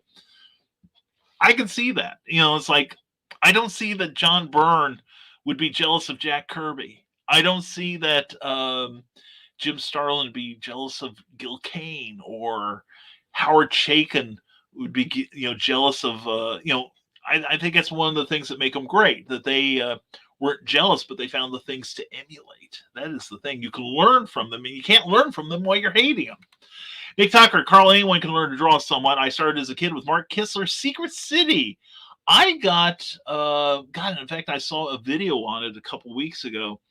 John Nagy, that was at GNAGY, JONGNAGY, John Nagy, had an art kit that you could buy, and it had like a little posable figure with the right human proportions on it. And what else was there? Oh, all the old Walter Foster books. Those were great. I still bought some. I still have a lot of those art books because they help me as a writer now, so I can talk the language of art. And Cyndi Lauper defined fun coolness. Exactly. And we had like rock and wrestling and all that. And it's okay, guys, I'll live and I'll stick with writing. Carl, that's what I decided years ago. I looked at my artwork, and I'm a competent inker. I don't like my penciling though. Although my basic layouts are decent and I can tell a story, but my rendering could be better and more consistent. But I lack the discipline to work on it. Whereas my writing comes more naturally. So yeah, I'm sticking with writing too. And Glenn, BG Fleming, Dance Fever, love you, bro. Yes. Oh God, yes. Well, in fact, it's funny. You mentioned the Beatles, Glenn. I saw an article on MSN.com, I think it was, that was talking about how Wings' first album, Wildlife, was kind of like, because it wasn't the Beatles. But 50 years later, people are looking back going, it's not that bad. In fact, there's a lot of good stuff in there, which it is. And Jake watched Sweet 16, Pretty in Pink. Oh yeah, Better Off Dead. I never liked that movie. The Sure Thing and any other John Hughes film. That's true. John Hughes. I was thinking he probably more than any other filmmaker during that time embodied the era, the decade. So yeah, I would say that's a good choice. And I loved grunge music. I'm learning to like it now. But one thing I've been doing, Sarah, lately, I found a channel on YouTube that they've digitized the entire Beatles master tape collection to where you can hear individual tracks. Like you can hear a track with just Ringo's drums or just John's guitar. And I've been listening to a number of the songs on there where this one guy deconstructs a lot of them. And the Beatles are wonderful in that it sounds like half the instruments are playing one song, the other half are playing another song, and you put them together and you got a third song. It's the instrumentalization is so lush, especially in their later work where, what song was it? I can't remember. I want to say it was one of the songs for Rubber Soul, I think it was, which was right after the Beatles declared they were no longer touring. And Paul was unhappy with the sound of his bass guitar, the way it was being picked up in the studio. And this led, and John was unhappy with his guitar, and this led to the Beatles learning to plug instead of having their amplifier mic'd, they would run the cord from the guitar in directly into the recording console to skip any of the outside ambient noises. And Paul said he wanted a bass line that was more in line to like a lot of R&B records that he had heard when he was much younger. And this was a period when the Beatles said they wanted something. The record company scrambled to see that they got it. And Paul and John and George all started playing a 6-string bass guitar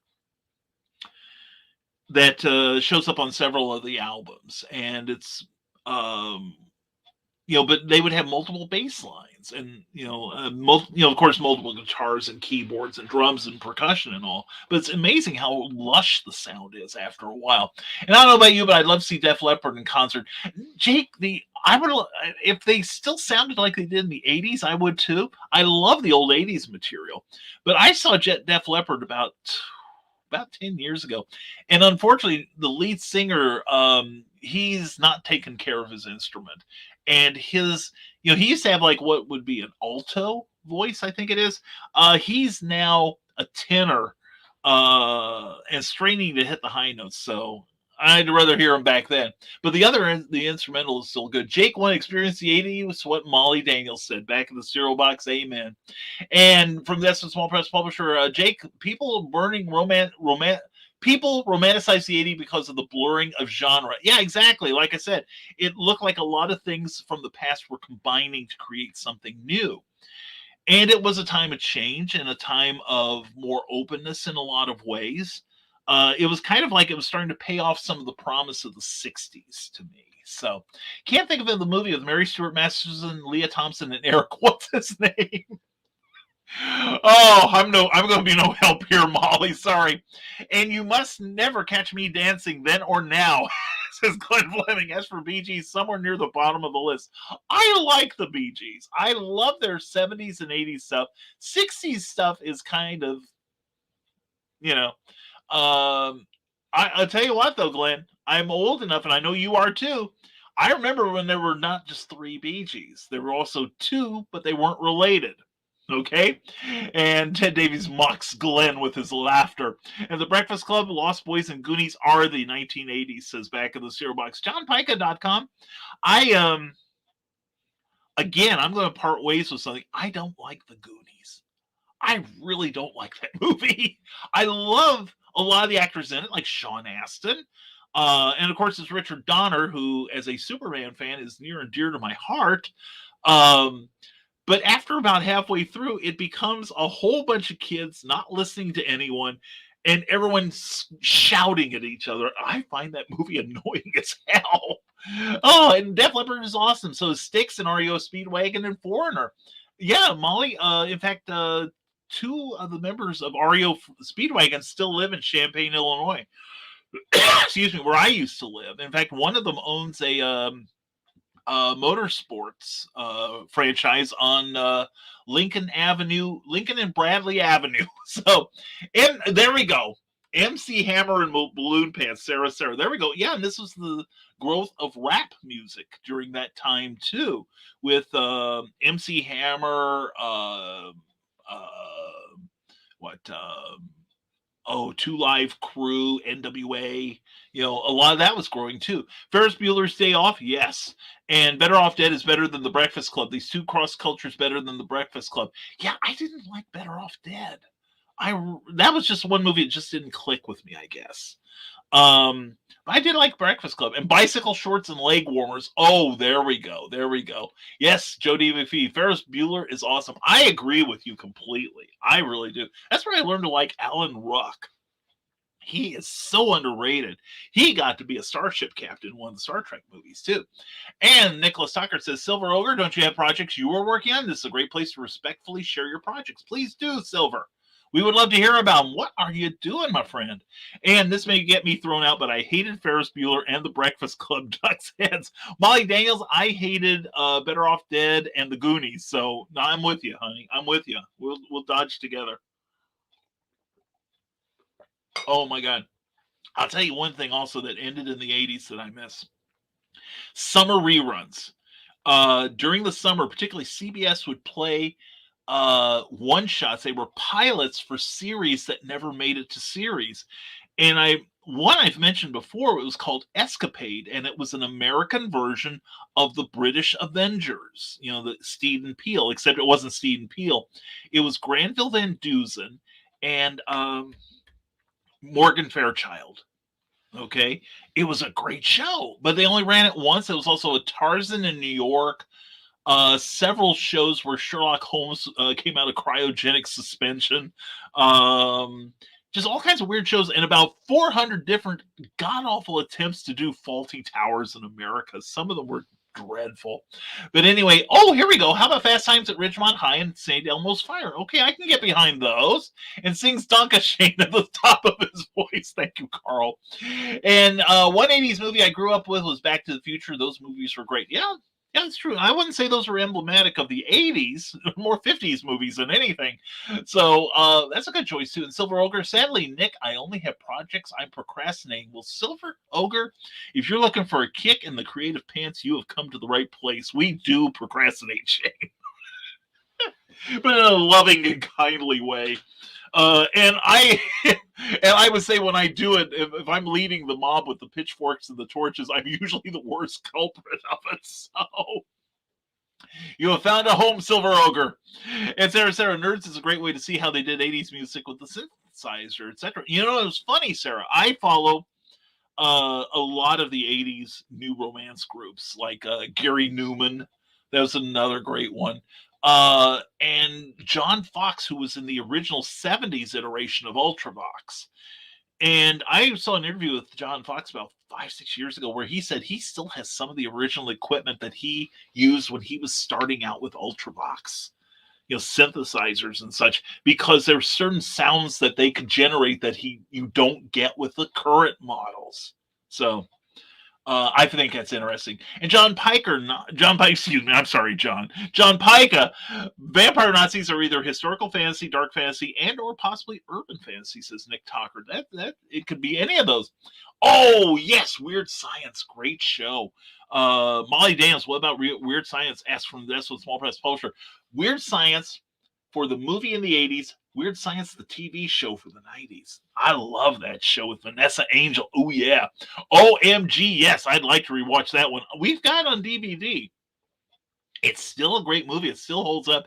And that theme song by Oingo Boingo. There we go. And Scott Crocker says, were we talking about 80s movies? No, has no one brought up Nightmare on Elm Street yet? Yes. Thank you, Skunk.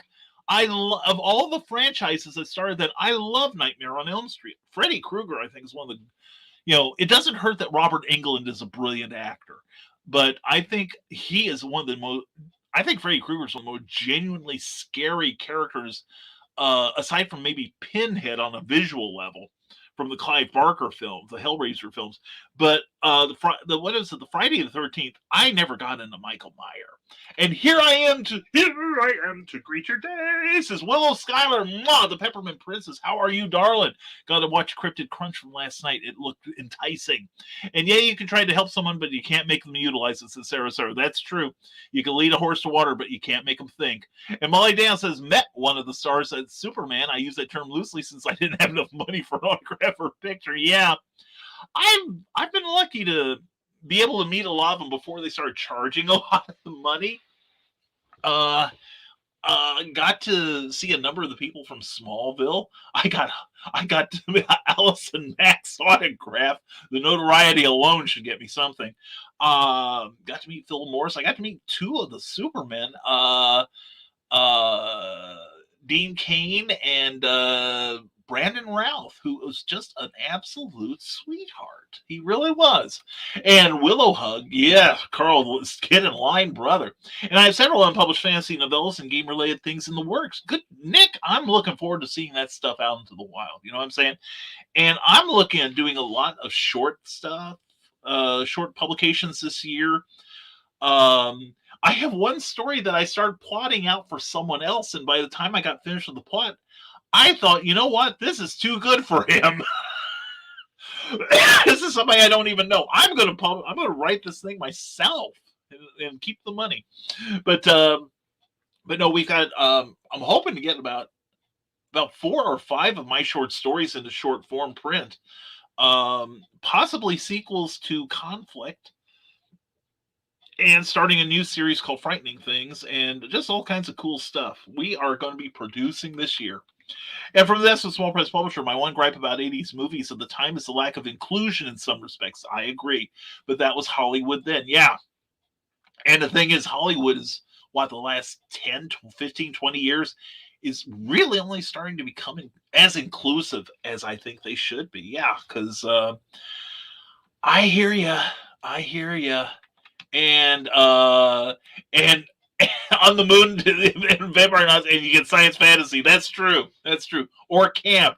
That's true. Or or softcore porno, depending on your definition. But somebody who we love here is Robin Hoax. Mwah! Robin, good morning to you. How are you? Doing well. Robin is going to probably be a guest on the. I'm probably going to let her host one of these shows, and I'll take a break anyway. Say hello to Robin Hoax, a dear friend of mine, Cookie's best friend. And Willis Skyrim, morning peeps, and ACAF Creations. Hello, beautiful people. Hello, beautiful you. Mwah! And right, Sarah, you can lead a horse to water, but hey, this is a cow, says Carl Witzman. And Shaq shops at Walmart too. There we go. There we go. Everyone's saying hello to each other, and BK stops at Target instead of Target. Oh, please no. I haven't been. I went to the Target here in Lafayette like 3 times. Never found anything I wanted. So we've got a really sad one here. The one in Champaign was they had a lot of stuff I liked, and I usually buy something there. But the problem was the Target up in Champaign was kind of the same problem that Walmart had up until they started using more robots. Was you could have like 10 lines worth of people, but they found them condensed to like 4 lanes of actual humans checking you out. So no, I don't, Joe. I really don't. And Molly mocks Carl with her laughter. And you can tape a hose in the horse's mouth and force it to drink. It works. I've tried it. Follow the Skunk Rocker for more life hacks today. And the funniest 80s movie, in my opinion, was Ferris Bueller's Day Off. That was a super, super movie, Jake. I couldn't agree with you more. And Michaela J is taking turns laughing at Skunk and Joe D. Y'all are on a roll today, says Michaela. We are. Probably should roll out of here. Sarah says we work our butts off to get us to the point where we are so far. There's always room for learning and implementing. Exactly. Very wise words, Sarah. And Silver Ogre says, how about Beverly Hills Cop? Yes! 48 hours are trading places for 80s films. Yeah. Good choices, Silver. Seriously, I'd forgotten about those. Yay, you. Molly Daniel says, Molly Daniel says even more. My pet peeve is writers and authors who shall remain nameless, who don't seem interested in promoting themselves yet gripe about, I don't have any readers, what the hell. I know. I have seen the same thing, and it drives me up the wall. And I have seen a number of authors, and again, I will not mention them. I'm not talking about anyone here. Exactly. I will tell you exactly. I'm not talking about anyone in this group. They are not what I'd call Nevermorians or Rising Tide. But I've seen guys and gals with more credits than I could ever hope to have. And a lot higher in the industry than I'll probably ever be. I'm not jealous of them, though. Because I see them, and there were a number of them in the last 5 years. They're like, oh, I can't get anybody to buy my books. I can't sell any books. Nobody wants to read my books. And people will say, well, what are you doing to promote? Well, I don't want to promote. The work should sell itself. Don't these people know who I am? Well, no, because you're not promoting, dumbass. So anyway, can you tell I feel strongly about promoting? Anyway, no, he expected his publisher to do all the promoting, and nobody does. Hardly anybody does that anymore. And, even I, who am notorious for helping other people, I do. I've had a few times where the promotion onus was on me. And I finally told the publisher, even if they're publishing my work, I will promote every bit as heavily as you do. But if you want to promote at my level, you better be promoting also. I worked for one person who we had a project, and in 1 month I was posting like out of a 30-day month, I probably posted 25 days of it. He posted 3. You know, that, and I wasn't making anything directly on the project. So just saying. So yeah, I understand that too, you know, and if you're not going to promote yourself, whether your publisher does or not, then you don't deserve any readers. I say, you know, you've got to be, if you're not proud enough to promote, I'm bragging. When I put out a book, I'm bragging because I wouldn't publish it if I didn't think it was worth somebody's time to read. And I'm proud of that book. I want the world to know. So I'm with you, Molly. I'm with you. I have no sympathy for anyone who refuses to promote and then goes online and, you know, and basically they're craving sympathy is what it is. You know, it's like, pity me because I'm too lazy to get off my ass, or I'm too precious to talk about my own work. And Brian, you met me. I know Robin, and I love you and I adore you, and I will see you this weekend. Amen. Molly, says Carl Witzman, and Trading Places is awesome. I agree. That was a super, super movie. And welcome, Robin, from Carl Witzman, another author. Robin loves it because I have my search engine optimization to the point where she gets me on her phone like constantly. I think what it is she's looking for me. I think she's, you know, she sees this terrific piece of man candy and she can't get enough, but she can't bring herself to admit it. Okay. And Trading Places is great, but doesn't hold up well now. You know, I haven't seen it in a long time, Small Desk Publisher. I probably need to rewatch that. And hi, Robin, says Molly Daniels, who has family up in Lafayette.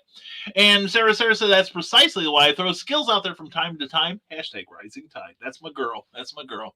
And Beverly Hills Cop with 2, then the better to me. It flowed to me. I like number 2. There's a lot of stuff I like number 1 for because you hadn't seen a lot of it before. And that was, well, what was it? Wouldn't you say the first Lethal Weapon would be another good 80s movie? And hello, Robin, from Michaela Jade. And Molly, if they don't put out the books, they need to shut up about their sales. Amen, Nick. I agree.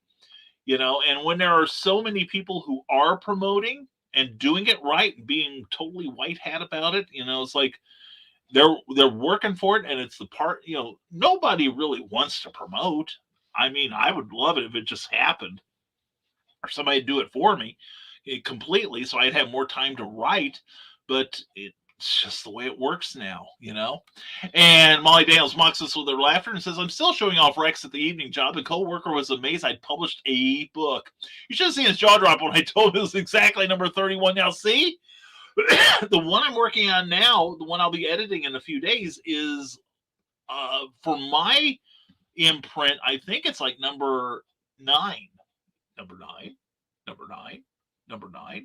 Watch, I'll get a copyright claim on that. But anyway, but no, I'm way behind Molly. I'm not, and I'm so happy for her. That's the thing. I'm not envious of her. She's worked to get there. And she promotes her backside off too. Sarah, I never know what's going to be helpful, but maybe one person might. I don't know. Yeah, and it's like I'm always saying, Sarah, you never know who you're talking off a ledge is the thing. You know, you may never know, but believe me, you are. Eric Hawkins, yeah, I'm pretty good. I won't argue with that. You really are. Thank you. It's been a journey, and I draw every day to try to keep improving. Still not where I want to be, but maybe someday. I think all creative people are like that. We're all looking to improve. And I think it's the day when we feel that we don't need to is the day we can finally just hang up our tools and just sit back because we have reached a stage of uselessness. You know, that as long as we're learning, that's what keeps us fun, I think. Molly Dale says, I still have my mixtapes. I used to tape the AT100 every New Year's Eve or day. Whenever my local radio station played it, had to stop after I married. Hubby didn't appreciate my tradition. Yeah. I used to tape Dr. Demento and Dave Letterman when he was on Channel 13 out of Indianapolis, and Jack O'Hara before him. I also used to tape Dr. Demento and the National Lampoon Radio Show. I've got scats of cassettes of that old stuff. So anyway, and Sarah, 94.5 WLRW wouldn't play the entire songs because of people recording them. A bit of random info. That's true. Mix 94.5, where I used to be one of the shot callers under Popeye and Marge about 20 years ago.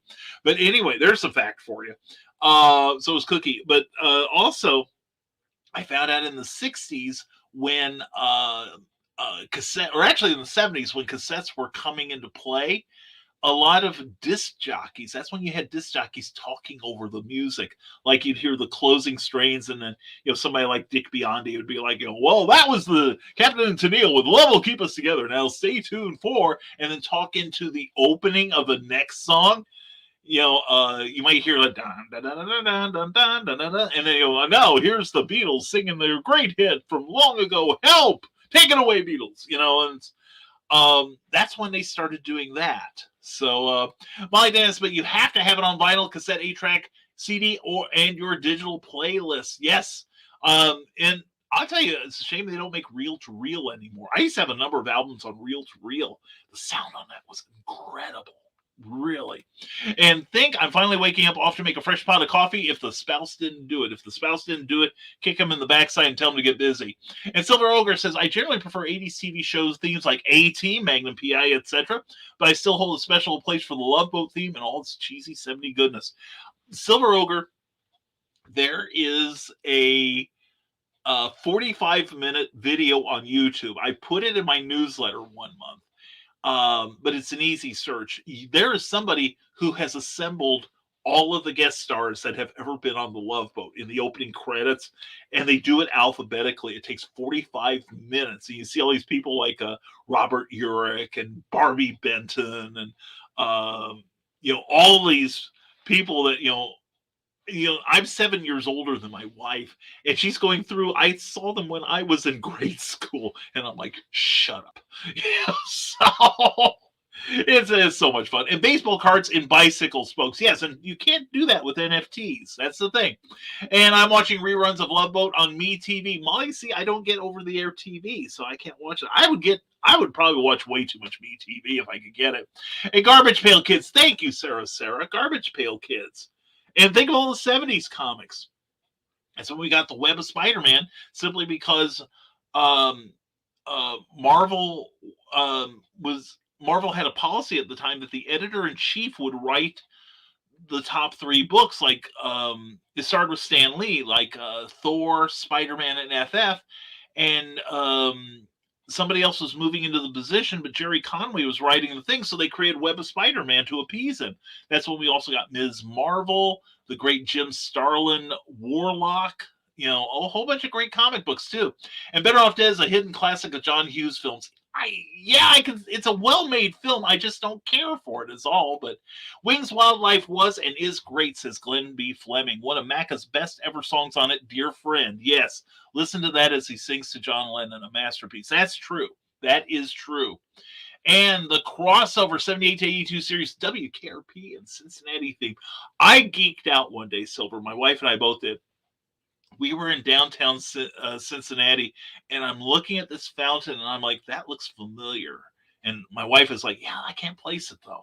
I said, yeah, I've seen that somewhere. And then suddenly the water started flowing. I'm like, we're both like, WKRP in Cincinnati. It was just so cool. So cool. And Sarah, I was very shy through the 80s and a good chunk of the 90s. Can you believe that? Believe it or not, so was I. Working at the public as my first job opened me up. Hated the job, but pleased at how I grew from it. That's one thing about retail and restaurants. It's like you learn to deal with the public and you come out of your shell. You have to. And Some Kind of Wonderful. Thank you. It had Eric Stoltz. Thank you, Silver Ogre. Thank you. And Molly, Some Kind of Wonderful. Thank you, John B. Pica. And Jaws and not Sharknado. That's true, because Sharknado was in the aughts. But anyway, yeah, Jaws scared the hell out of me.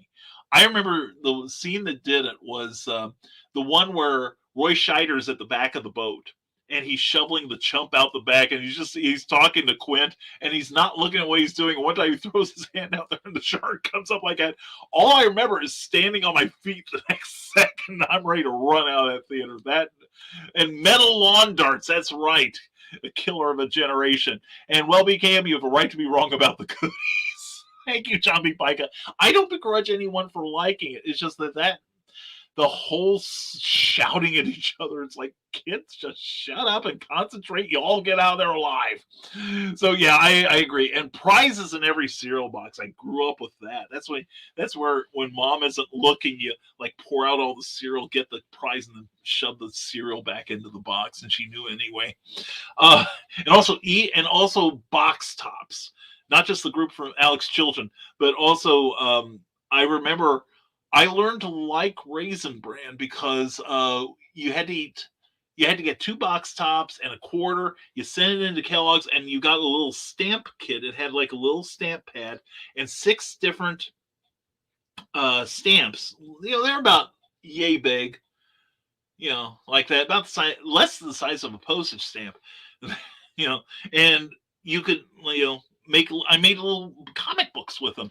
And it was like it came out during the 60s Batman show. So it was like Batman, Robin, I think the Joker, the Penguin, the Batmobile, and I think maybe Catwoman. I love that thing to death. My father gave it away to somebody. There we go. Run DMC and Aerosmith. Yeah, the return of Aerosmith in the 80s. Eric Hawkins' Bear Off Dead is great. One of the best 80s movies ever. Enjoy it. Fine, that's fine. I don't begrudge you guys. I really don't. And goodies never say die. And yeah. Anyway, Molly Watt, we can't be friends anymore. Says John Pike. Oh, makeup people. And y'all haven't mentioned a movie I liked yet. Oh my God. Cindy, we've got to hit something eventually for Cindy. Of course, we had Superman 3 and 4. I'm a Superman fan, and I'm like, oh. Anyway, gosh, what else from that time? Krull. I liked Krull. I'll tell you a movie I liked. No, that might have been 70s. Ken Russell's Tommy. I think that was 70s. Wretched excess of a movie, but I love the music from it because I love the Who's Tommy. And coats with big shoulder pads and scrunching up the sleeves. Yes. And yeah, everybody had like square shoulders, And Rick Bradley said, The Goonies is one of my favorite movies ever. Hey, you guys! No, that's the Three Stooges there. You can't fool me.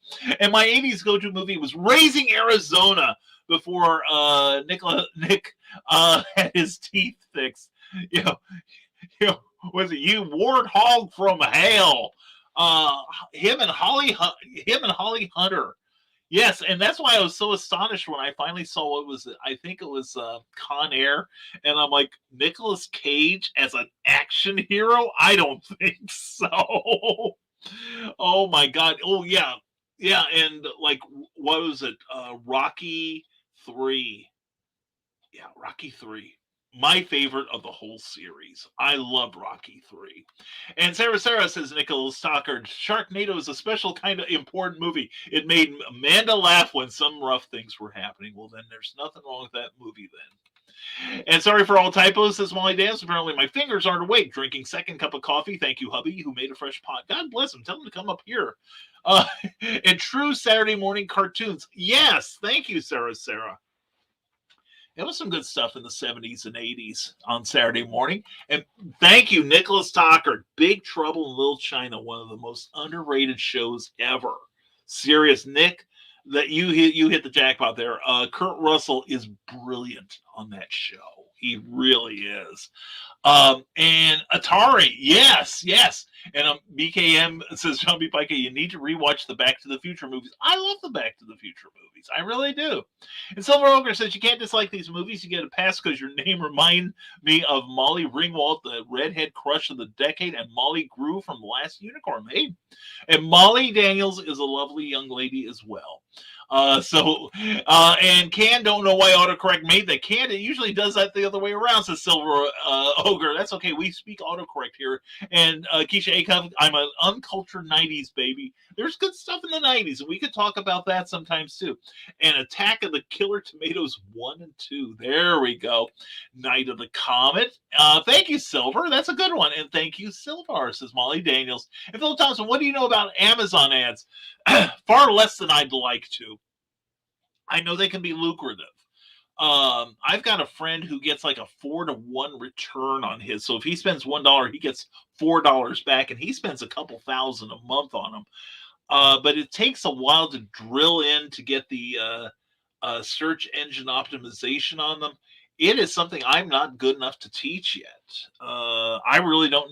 My ads make a profit, but not by much. And gotta run, gotta make the donuts. How's that for an 80s reference? John Pica, you win. Thank you, brother. JohnPica.com. Check out all this amazing man does, and check out Back of the Cereal Box Network on YouTube because he's awesome. Love you, John. Thank you for being here, my friend. Yeah. Let's see. Where's the beef is 70s, I think. I want my MTV. That's it. There we go. There we go. And Will Schuyler said, if they remake any 80s franchise, they should make Mannequin a horror film. Ooh, yes. There was one, what was it? God, why does my brain stop working when I do this show? Leprechaun. I think it was Leprechaun. But it was one that June Lockhart, who I had a crush on when I was a kid. I mean, she was on Lassie. She was one of the people that succeeded. Anyway, she was on Lassie when I was growing up, and then she was the mother on Lost in Space, and I thought she was hot then too. And then she was also on Petticoat Junction. Great actress. And her daughter Anne went into acting too, and she was real good. But I remember there was a scene where June Lockhart was playing this wizardess. She was playing a lady wizard, and she was running down this set of stairs, this kind of like the kind that look like a hook, it reverses on itself at the bottom. And she's running down this set of stairs in this long wizard's robe, and she leaps over the banister. And when she lands, she's her daughter, Anne Lockhart. I thought that was just so cool. So yeah, but Mannequin is a great idea. That's a creepy film to begin with. But that's a good idea. Stranger Things is not a bad representation of the 80s as well. I've not seen an episode, so I would say you're probably right. And Scott Cracker, well, Brian has confused Jason Voorhees and Michael Myers, so it might be time to start wrapping this thing up and go feed Cookie. It might be time to go feed Brian. His brain is obviously needing nourishment. Well, I'm not a real fan of Jason Voorhees either. I'm sorry. My go-to is Freddy Krueger. I think he is. He's all the scarier because it's more likely to happen, as far as I'm concerned. And also in the I want to say maybe the late 80s, early 90s, he was on a anthology TV show for with Freddy Krueger, and the first episode was how he became the Nightmare Master, and it's Robert Englund. He's fantastic. And Silver, that was for some kind of wonderful, says Molly Daniels. And I was actually attracted to Pinhead. I'm weird. I wouldn't want to kiss the guy, Sarah. Because, never mind. Anyway, from this was Wolf Exposure. Michael Myers is Halloween. Jason Voorhees is Friday the 13th. And I still don't like horror. I still don't like either one of them because apparently I can't be bothered to keep them straight. And Nick Tucker, John Carpenter's Halloween was the definition of best killer flick. I like John Carpenter's work. I just didn't care for the monster was all. And two movies that probably wouldn't fly today. Oh, 9 to 5 and Tootsie. Yes. Tootsie, I love that movie. Bill Murray stole the show every time he was on. And Gina Davis, I loved her from another 80s film, or not film, but TV show called Buffalo Bill with Dabney Coleman. And the guy who played the clerk, Charles Robinson, I think it was, from Night Court. And it only lasted a couple years, but he played a Buffalo, New York early morning talk show host. And Gina Davis actually wrote one of the episodes, and it was great. It was one of my favorites. But I major crush on Gina Davis. She is great. But yeah, 9 to 5 actually does exist, Molly. It's now a stage play. And they use and the thing is, Molly, Dolly Parton wrote the music for it, and we saw a production of it over in Danville, Illinois. Dolly also supplies a taped introduction to the audience that they play on the show, the start of the show. So it's got Dolly in it. We will brook no complaints about this. But unfortunately, there's a lot of 9 to 5 that's still all too relevant, unfortunately. But Tootsie might have a tougher time of it. Silver Ogre says, I used to get Eric Stoltz confused with the guy from Thompson Twins. Okay, I get that. I like Thompson Twins, too. And Molly, but 9 to 5 was great. I love the Police Academy series. That was a lot of fun too. Yeah. And Footloose was an 80s movie, as I think. Yes, it was. And Top Gun had the best music from the 80s. Yeah, it had a couple of really big hits from that thing. The movie itself was okay. The music was fantastic. And maybe it's the bad boy thing I kept going to, says Sarah. No idea. Can't say I blame you. Rick Bradley, Hollywood is starting to become more inclusive, but boy, are people fighting it. Yeah. Oh, now here we go. Smurfs. There we go. Although that started long before the 80s, unfortunately, but I think the cartoon was an 80s thing. And Skunk was right about time to wrap it up. Cookie must eat today. Don't die, feed Cookie. Yes, Carl Witzman. We'll see to this. And I call Walmart Walmart. You've obviously been to the ones here in Lafayette. And Silver Ogre says, what does Hefty's tattoo say? Smurfette? No. Brainy, obviously. There we go. And Top Gun, Iron Eagle, and Karate Kid. Forgot about them from the Death of a Small Press Publisher. I love the themed Iron Eagle. Fried chicken. And everyone have a great day. Carl, thank you for being here, my brother. I appreciate you so much. And Sarah, prior Walmarts before Super Walmarts. Yeah. And my cousin Vinny was an 80s movie, I think, with Joe Pesci. I can't remember. I can't remember if that was 80s or 90s. And even Yes. Even Stephen King promotes. That's true. And if there's anybody who doesn't have to promote it, Stephen King. Thank you, Rick Bradley. And BKM doesn't shop at Walmart. He only frequents Walton's Market. There we go. And good night, John Boy. And I love it when Brian's cranky old man comes out to call people out.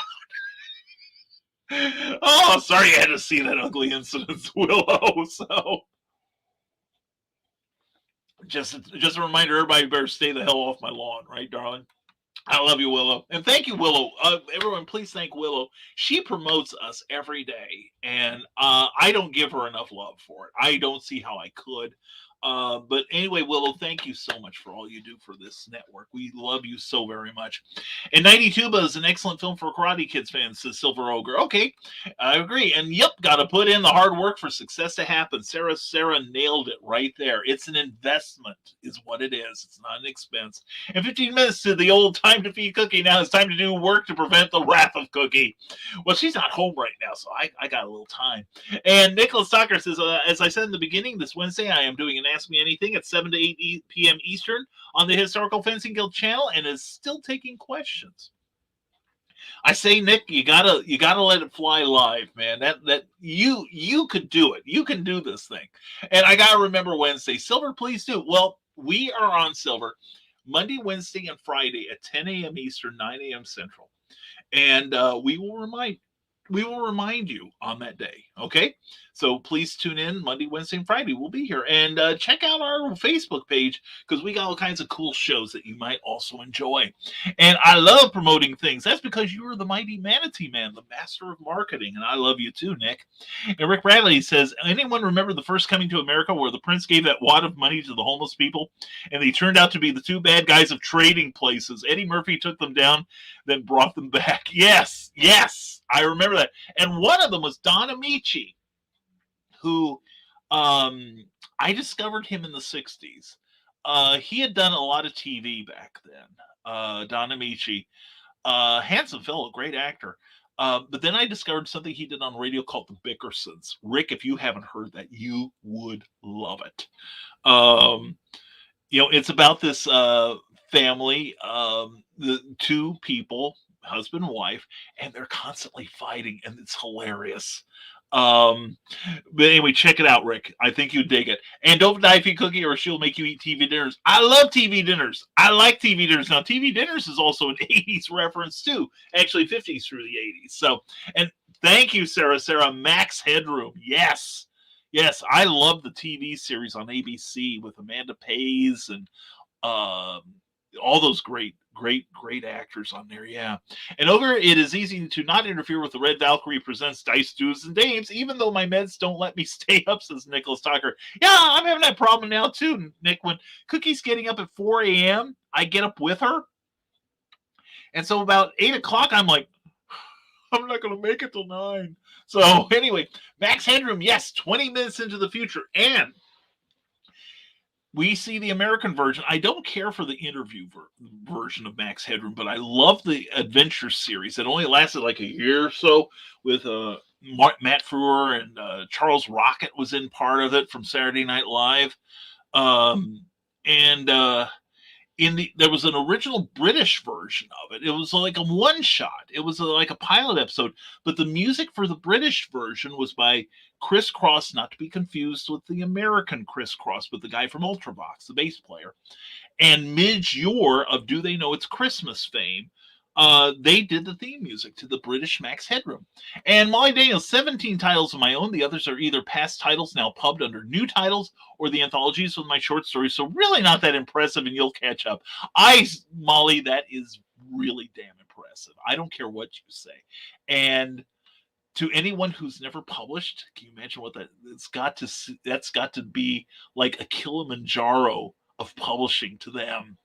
And well, let's see, if you count the anthologies I'm in, I'd have to sit down and think, but I'm probably in close to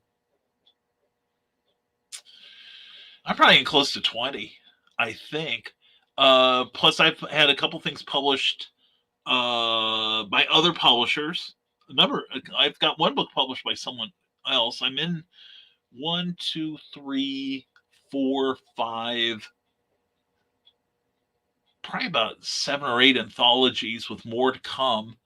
If all the stuff were to come out that I've written for other people, I probably would have about 20, almost 24 things out.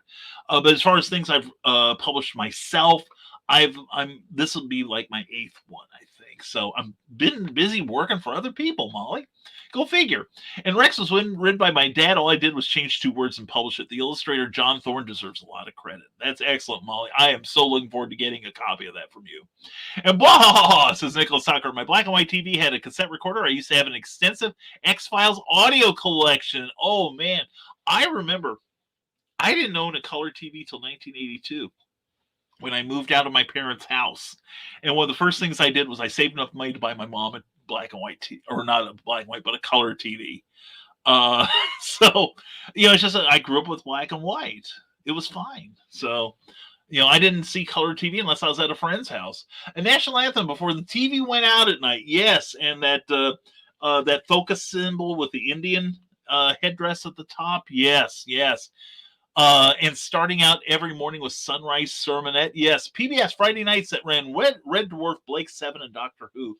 Now, you want to talk about a season ender. Blake 7 has the best one ever, in my opinion. And John B. Pica over the air. Get an HD antenna for $12 at Walmart.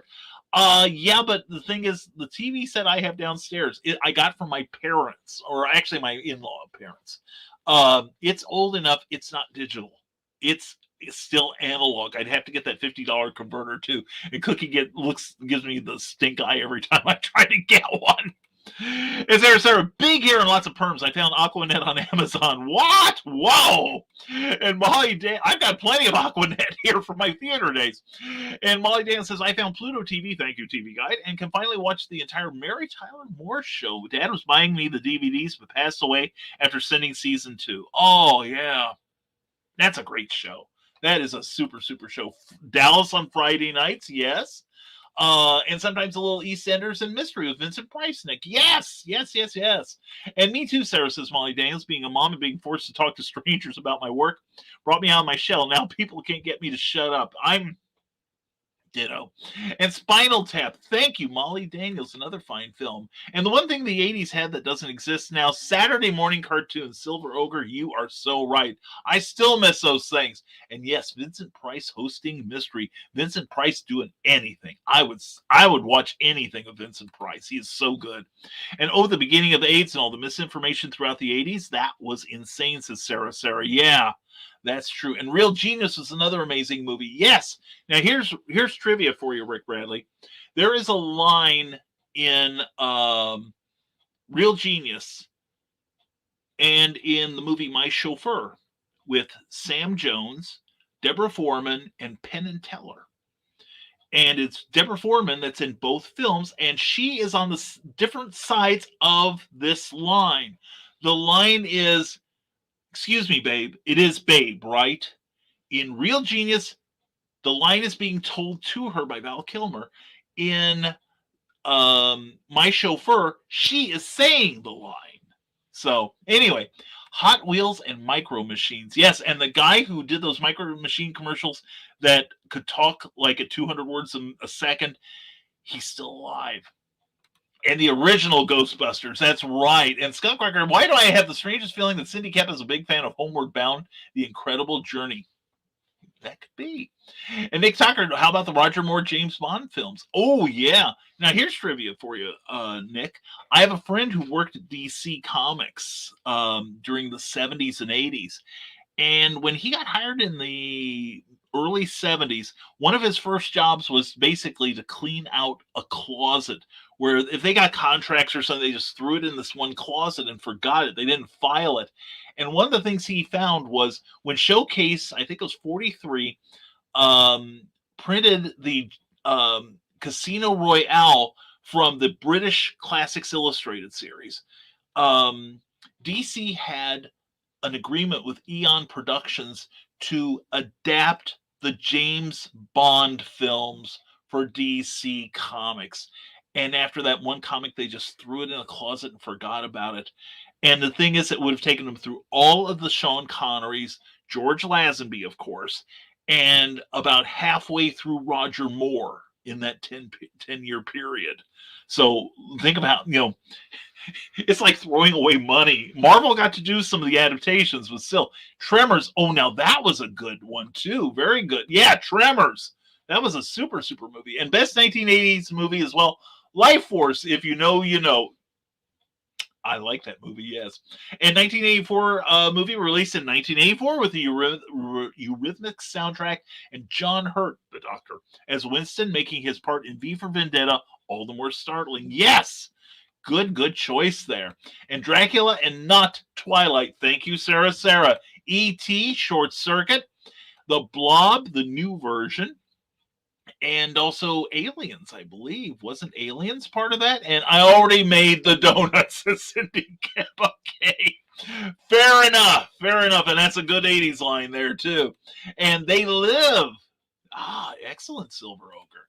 And didn't Judy Lockhart do the Depends commercials? I think she did. She also did one of the werewolf movies I just recently found. She-Wolf. I want to say She-Wolf of London.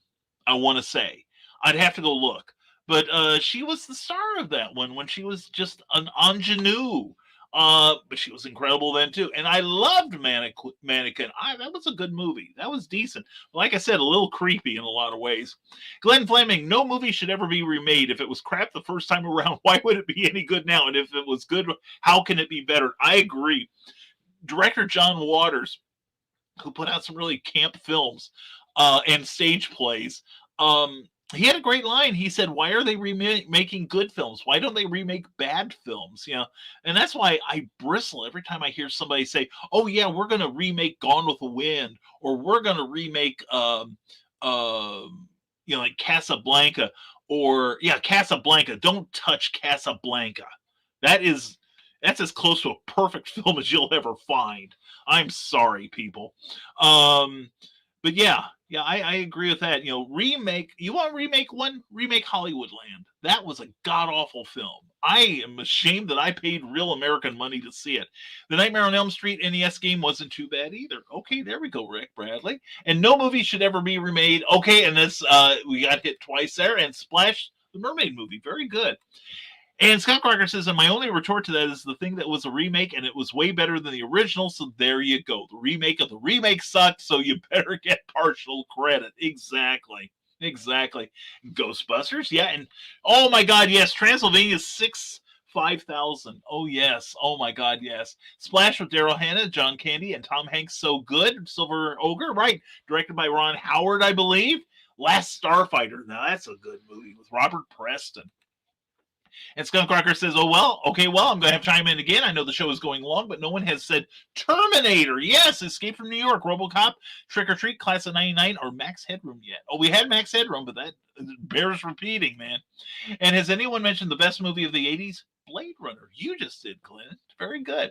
And now I'm going to shut up so Brian can end the show. I can only go on about the 80s and film forever after all. I appreciate you chiming in, Skunk. I love you, man.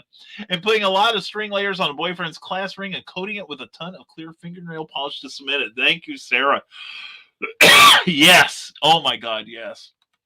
And Silver Ogre, we mentioned Max Headroom, but he hasn't scrolled down yet. Those others are great too. Indeed. Skunkcracker says, oh, and Christine, and Maximum Overdrive, and The Wraith, and Aliens, and Puppet Master, and Chopping Mall, and Deadly Friend, and Pulse, and Return of the Living Dead, and Okay, I'll Shut Up Now. I don't remember that one, though. I don't remember Okay, I'll Shut Up Now.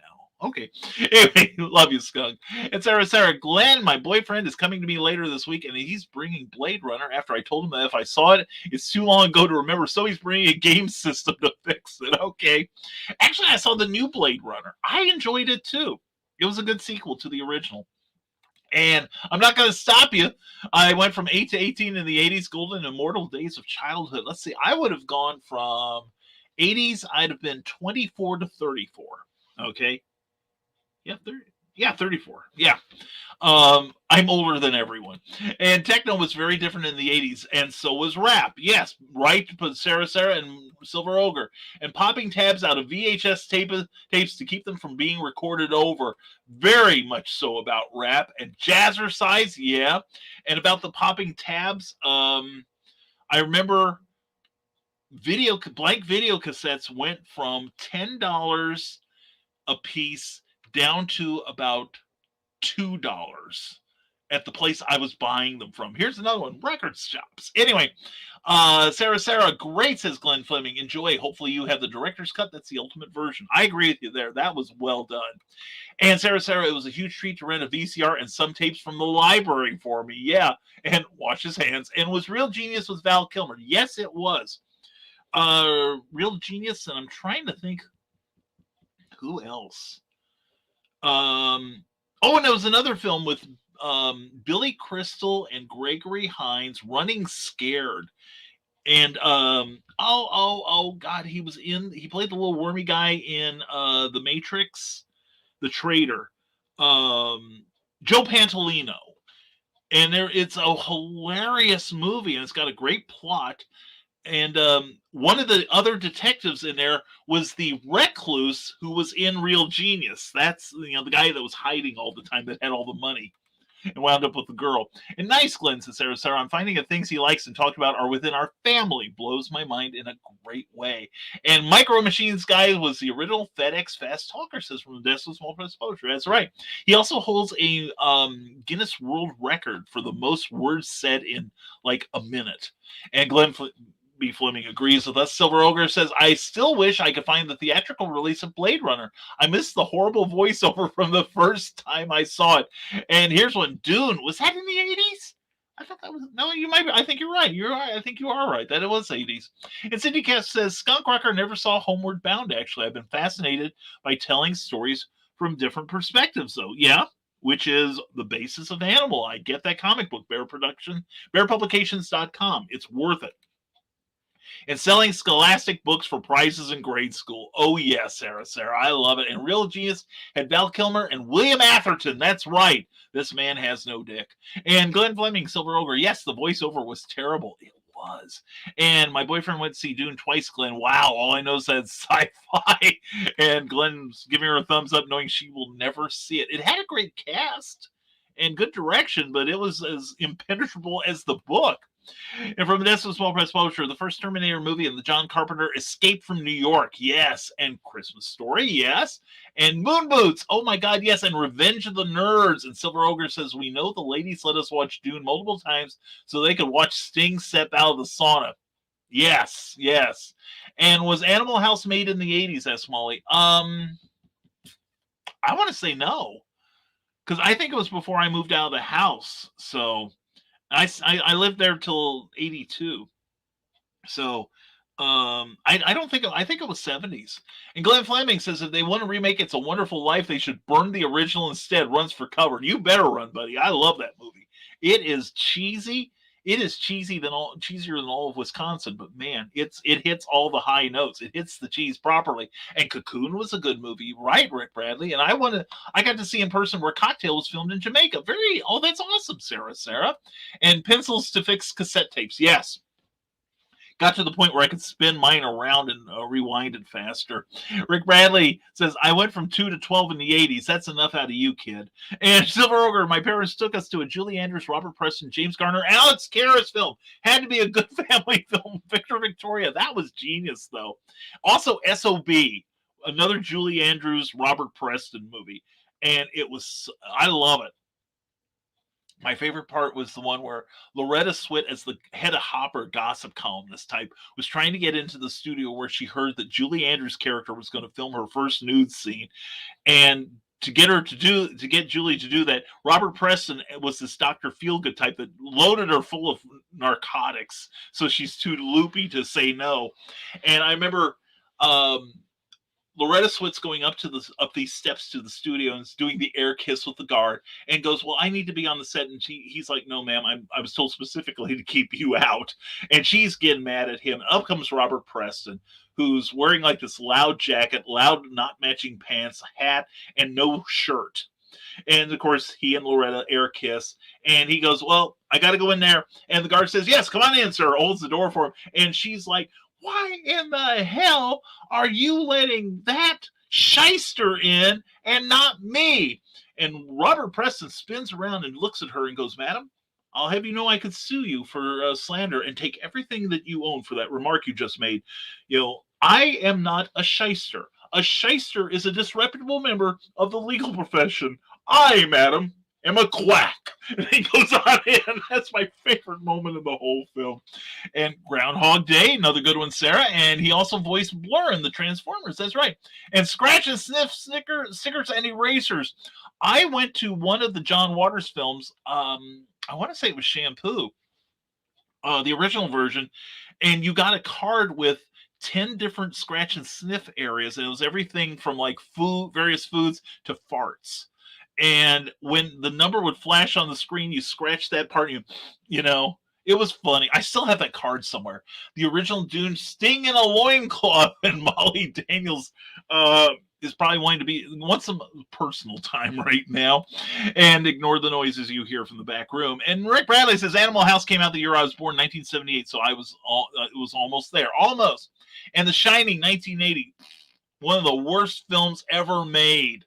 And Silver Ogre says, Google says Animal House was 78. Okay, Platoon. That's a good one, Glenn. And Full Metal Jacket, yeah. And I heard the Dune books are dry, but not the movies. I'm going to give it a chance to Sarah. I hear the first one is really good. I've got some of the sequels. But I've never been able to get through Dune yet. I'm going to give it a try soon. I really am. Molly Dan says the house in Cocoon was filmed in St. Pete, Florida. My grandmother drove us past it. We watched the movie, and Scream was an 80s movie, I think. I think you might be right. I'm not sure, Jake Lindsay. And Full Metal Jacket is that old great movie. Wait, everything will come around, and you'll be going, it's that old? Yeah, everything's that old, Sarah. And as far as bad movies not to remake, don't remake Aaron Flux or Lupin the Third. They need to get people who know about source material before adapting it for general audience beyond the fans of the IPs, says from the desk of a small press publisher. You make a good point there, my friend. But yeah, we also had a lot of great comic book series in the 80s. Miracle Man / Marvel Man, Warrior Magazine, The Rise of Alan Moore, and British Talent coming in. Just a lot of great stuff in the 80s. There was a lot to celebrate back then. So, Jake, I hope we whetted your appetite for all things 80s here, and we have more comments. 1987. Thank you, Glenn. And VV was amazing. Thank you, Molly. And Bill Cosby sweaters. OMG, very 80s. We don't talk about him now. And Full Metal Jacket and Platoon from this small press publisher. And I could tell you a story about the Psycho set in California, but too long for here. And wow, Glenn, I had no idea. And Sarah says, I have cat farts coloring book. Yes, she does. She really does. And Sarah, Weekend at Bernie's. Now that was funny. And Silver Ogre says, don't make live action movies instead of animation series. It is like trying to make an Ansel Adams landscape photo out of a Picasso Cubist painting. Yeah, yeah. I can't think of too many that translated well. I mean, I like things like Josie and the Pussycats because that used to be a cartoon. There are a few that I do like, but yeah, more misses than hits. And yeah, and short-lived TV shows like Automan and Greatest American Hero. I was thinking of Automan. Yeah, Greatest American Hero is iconic. Plus, you also had what was it? No, that was probably 70s. I was thinking 10 speed, like flat 10 speed and flat shoe or whatever. First big Jeff Goldblum thing. And Sarah, and see, and sure, Cosby did some bad things, but do we weigh what he did for Jello when discussing him? Yeah, that's a good point, JD Smith, digital artist. We can't discount what Bill Cosby did as far as comedy. He was funny. He really was. And as far as his TV success, particularly with I Spy, where he was the very first African American male to be given co-star credit with Robert Culp. We can't deny his accomplishments. Unfortunately, there's an asterisk by his name, no, but it's a good point to make. Thank you, JD Smith, digital artist. And I think we bombarded Jake with the 80s. I think so. He's probably overwhelmed and asking for a friend. I'm sure, JD. And it's a good point to be reminded of. Thank you, sir. Or ma'am, or I assume you're a sir, and that's bad on me. But anyway, be careful what you ask for. Yeah. And Cursor approves of the Automan series. Yes, I remember that. That was fun. Anyone remember Turbo Teen? Yes. Oh my God. Yes, Rick Bradley, I do. Main character would turn into his car when hit with warm water and turn back with cold. It's like Ranma 1/2, but from Detroit. That was great. And it's a good one, Silver Ogre from the Decimal Small Press Publisher. There you go. See? Welcome to our trip through the 80s. Where I want my MTV. And John Cougar Mellencamp is giving away a pink house in Bloomington, Indiana. So, and now I live about 90 minutes from his pink house. So, I tell you. I also live about an hour and 45 minutes from Terre Haute, Indiana, where back in the 70s, the term Kiss Army was coined for the first time. So, anyway. And here we go. Cosby's acting doesn't bleed into his personal life. Well, fortunately, it wasn't the other way around, too. And Desperately Seeking Susan. I've been doing that ever since. So anyway, good one, Molly. Thank you. And the first Madonna movie, Molly Daniels. Yeah, and her book, Sex. And Madonna, to begin with, too. You know, there's a lot of good artists that came from the 90s that are still with us. And let's see. Oh, here we go. JD Smith, digital artist, says, when talking about the 80s, why do we skip over Kevin Bacon's 30-second cameo in Planes, Trains, and Automobiles? I am officially 2 steps away from Kevin Bacon. My sister-in-law was an extra in one of his movies. So I'm like two people away from Kevin Bacon. So, and Kevin's been nervous about it ever since, I think. So anyway. And Sarah, a lot of the sweaters were made by fans of his. Another bit of info. Oh, that's true. That's true. I forgot about that. And the Highwayman with Sam Jones, Jacko, and Tim Russ as Silver Ogre. Yes. Here's a bit of something funny for you, Silver. About 5 years ago, I was at Indie PopCon in Indianapolis, and Sam Jones was one of the guests, and my wife went up to him. I was busy working our booth, and she went up to him and she said, well, my husband just got out an old VHS tape of you. You know, she said, you know, I loved you in Flash Gordon, one of my favorite movies, but I also loved you in My Chauffeur. And my husband just showed me a bootleg of The Spirit. Actually, it's one that I recorded off the air at the time. It aired, I think, on ABC or whatever. But anyway, said, I loved you as The Spirit. And he looked around, reached under the table, and pulled out a picture, a publicity still of him and Nana Visitor as Ellen from The Spirit, and he signed it for her. And he also signed a picture of himself with Claudia Christian from The Highwayman. Talk about awesomeness. In fact, both of those are hanging in our dining room right now. My favorite Madonna song came from Vision Quest. Not that great a movie, but an awesome song, Crazy for You. Yes. And of course, the highlight of all cinema, the Ernest movies. Know what I mean, Vern? Know what I mean? And speaking of John Candy, why don't Uncle Buck or Delirious come up? Good point.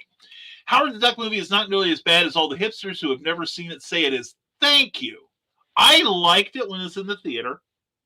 I didn't think it was 100% the comic. Hard to beat.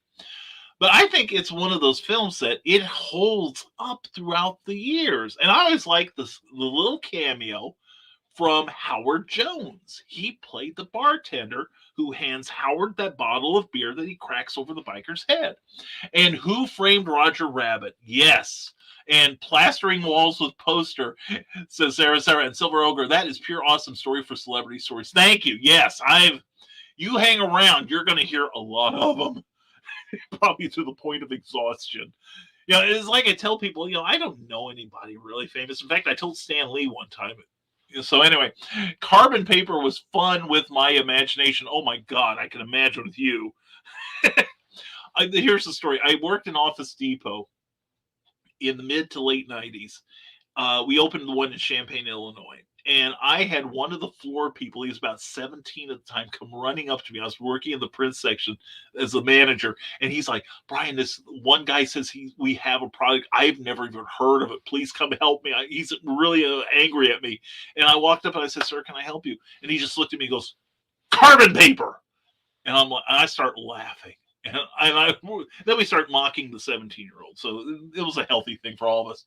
And I forgot Masters of the Universe was an 80s movie. That's right, with Dolph Lundgren and Courtney Cox. That was a good movie, except it didn't have Orko in it. And that should have been only one. There should have been only one. Highlander, that's true. And Jurassic Park was in the 80s. I'm not sure. No, I think that was a 90s movie. I think. I could be wrong. And metal toys in every area. Yes. And JP was early 90s. And yes, Presto Magic stickers. Oh, I forgot about those. Cool. Very cool, JD Digital Artists. And Jurassic Park was not 80s. I didn't think so. I was married I went and saw that with my wife, and we got married in 91. So I want to say it's 90s. I could be wrong. But we can save that for Wednesday. Why don't we? Because we just had 2.5 hours. How long have we had 2.5 hours together, people? But anyway, JD Smith, Digital Artist, thank you for being here. Appreciate you. And Silver Ogre, thank you for showing up. We hope you'll make us a habit. We do this, like I said, Monday, Wednesday, Friday at 10 a.m.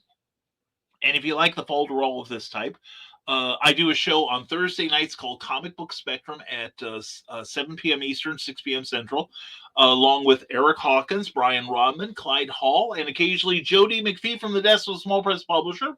And we talk about comic books, and we welcome your comments as well. We like to keep this interactive here. So anyway, let's see. We've got some more stuff. And Rick Bradley says, everyone take care and stay creative. Rick Bradley, thank you for being here. Check him out on Amazon. He's awesome. And car phones equals social status. I remember back in the 90s, I had a portable phone. The thing weighed about that. It was huge. The phone was like monstrous. And it came in like a suitcase. It was a bear to tote around. And thank you, Silver Ogre. Jurassic Park was 93, but Buckaroo Banzai and Earth Girls Are Easy had Goldblum. That's right. Very good. 10 Speed and Brown Shoe. That was the name of the series I was trying to remember. It was a TV show created by Stephen J. Cannell, and it had Jeff Goldblum and Ben Vereen. Ben Vereen. And that was Jeff Gold. The first time I ever saw Jeff Goldblum. And from the Desk of a Small Press Publisher, last status symbol of the 80s, members only jacket. Have a great day, Brian. Joe, thank you very much. And I appreciate you, man. And we'll be talking soon. Molly Daniels, in 1988, we had a customer at the country club who started his car with his phone, scared one of the busboys who came in claiming there was a ghost car in the parking lot. I love it. And Gordon Gecko and Zach Morris knew what was up with them with the mobile brick phones. Oh my God, yes.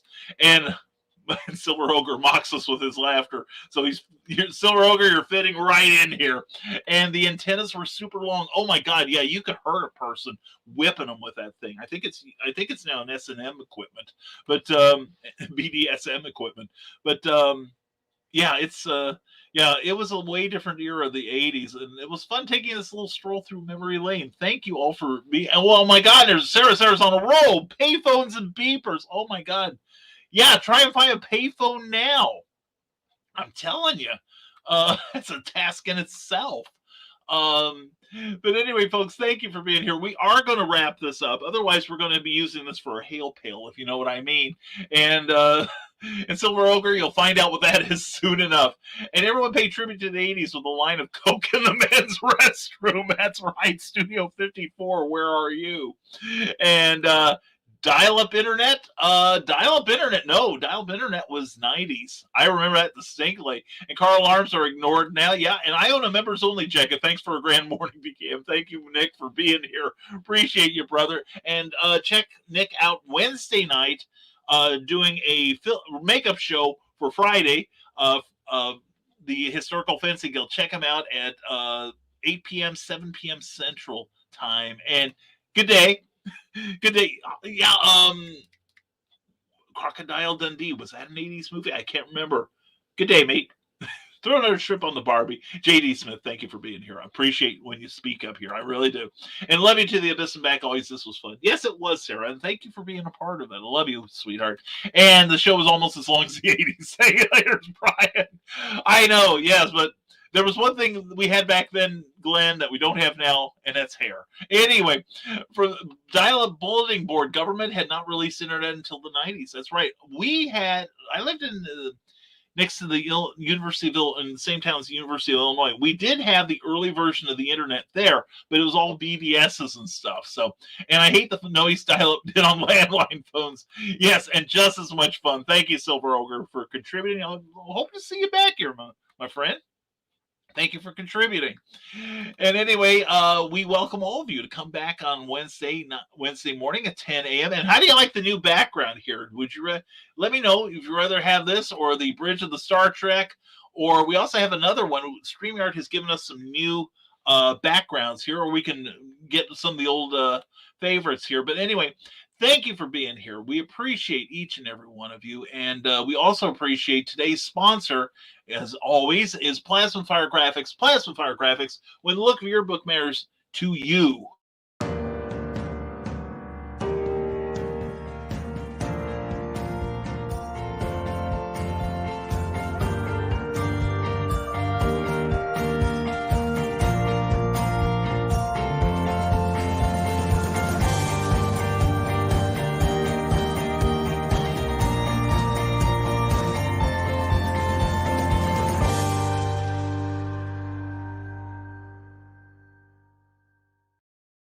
If you've just created a great book, then you're going to need a great cover to sell that thing, plus great graphics to use in social media, and a great book trailer. Well, great Scott, then you need to talk to Jeffrey Hayes at Plasma Fire Graphics. Check out his Facebook page. Also, then check out plasmafiregraphics.com and ask for his rate card, because he does things top-notch quality for indie creator prices. You will dig working with him. I do.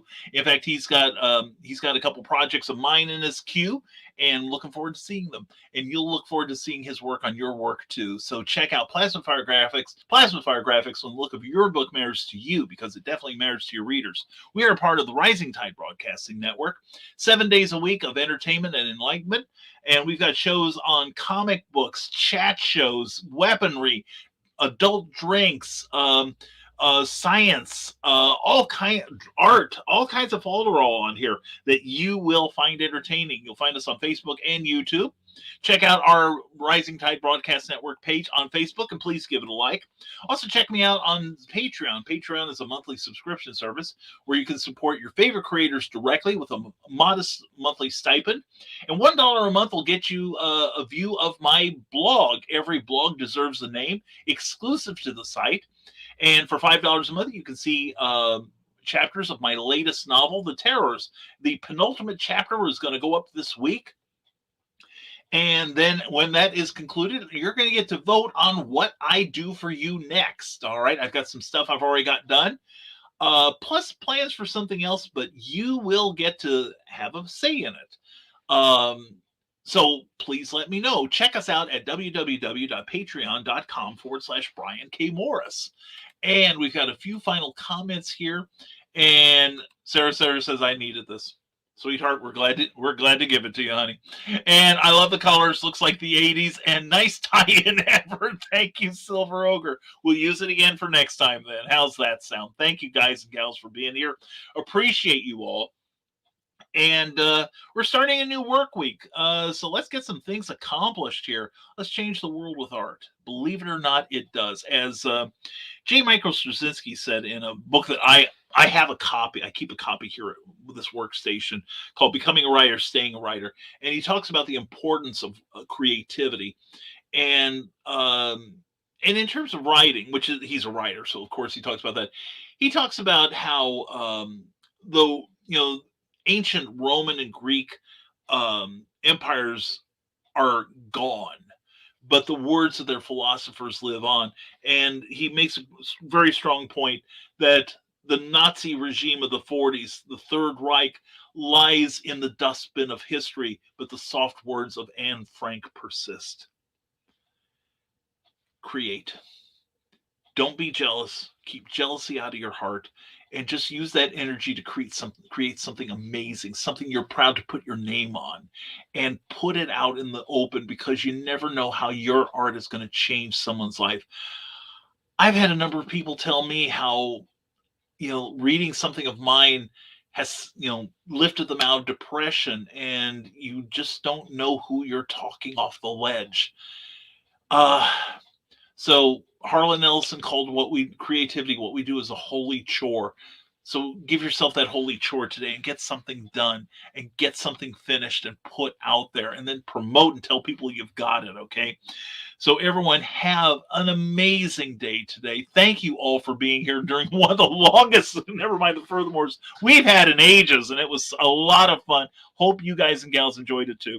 We're also going to run some spots at the end of the show. Stick around so you can see what other people are doing in the Nevermorian circle. And let's see, we got one more comment here. We'll get it going. And the color background. I thought you meant that. Thank you, Magic of Jake Lindsay. And thank you, one and all, for watching. Whether you're watching live or on the rerun, we appreciate you all. And we hope you, if you haven't already, please give this video a like or a thumbs up. And please, if you're on either Facebook or YouTube, please consider subscribing to this broadcast, okay? So you'll get notified of every appearance that we make. And as always, folks, we leave you with this. Stay smart, stay safe, wash your hands, and never apologize for being awesome. Have a fantastic Monday, or Monday, and we will see you Wednesday on Nevermind the Furthermore. Have a great Monday, everyone. Bye-bye.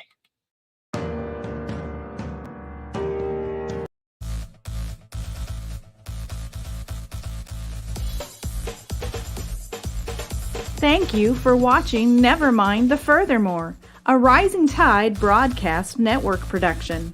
If you enjoyed any part of this show, please give it a like or a thumbs up and share it with your friends.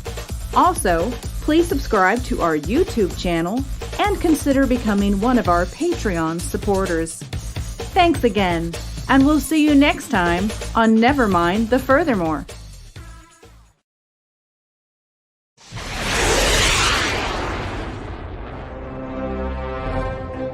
From author Brian K. Morris comes a classic hero in a high-flying, fast-paced, and action-packed steampunk adventure. The original Skyman battles the Master of Steam with an introduction by comics icon and historian Roy Thomas. A Rising Tide, an Ace Comics publication. Available now in print or digital format on Amazon.com.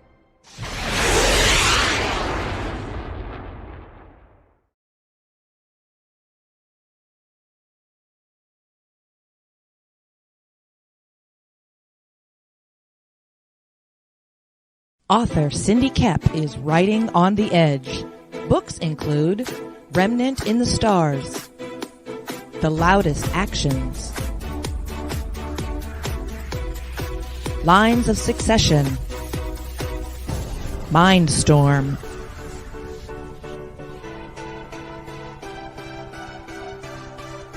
Condemned Courier, the Yerushalayim series,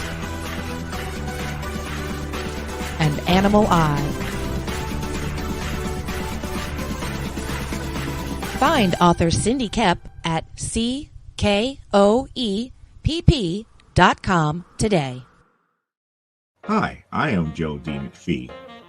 I am the host of From the Desk of a Small Press Publisher, and I want to cordially invite you to watch our show Saturdays at 9 p.m. Central Standard Time.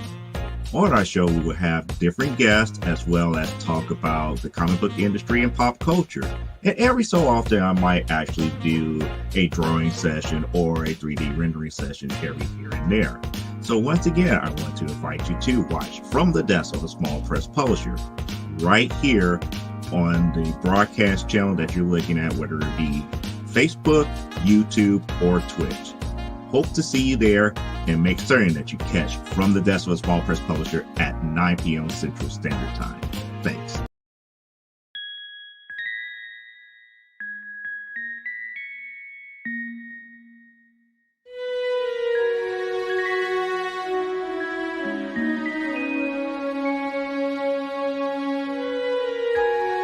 Secrets, trust, worth. The bond between souls intertwined within otherworldly intrigue. Michaela Jade brings forth the Elite Warrior series, a collection of dark fantasy romance novels set in a twisted world where power lusts in the hearts of men and devotion seduces the souls of women.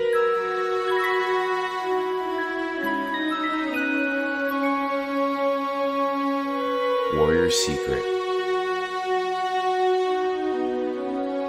Warrior's Trust, and Warrior's Worth. Available now at authormichaelajade.com.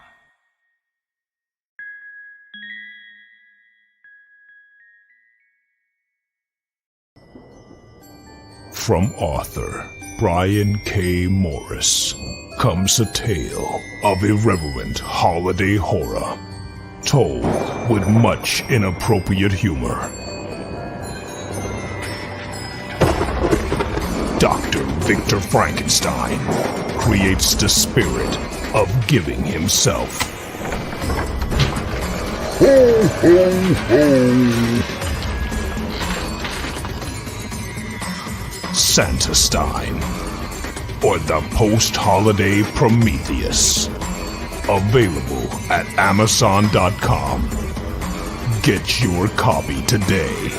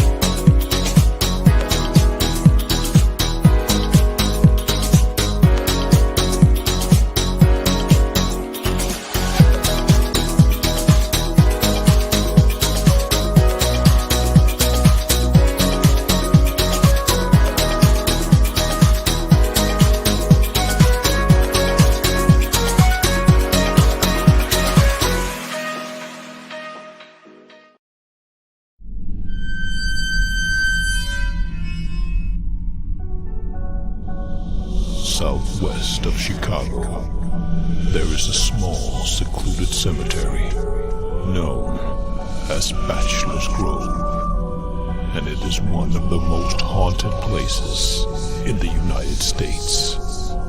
Author Brian K. Morris brings you a collection of writings that will help you navigate this ghostly graveyard, if you dare. The Haunting Scripts of Bachelor's Grove is available now on Amazon.com. Get your copy today.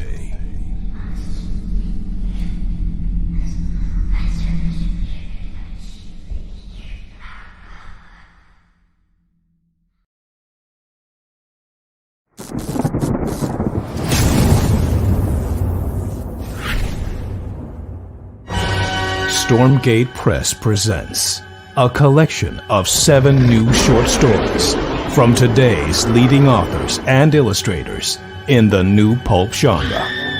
Experience courageous two-fisted heroes and their intrepid and often dangerous exploits. From dark, watery depths to high-flying heights, these fantastic tales span the globe and take the reader on fast-paced adventures in classic pulp style. Take a seat as we pull back the curtain on Days Gone By with edge-of-your-seat storytelling in the vein of Golden Age era pulp fiction. This is Pulp Reality. Available now from Stormgate Press on Amazon.com.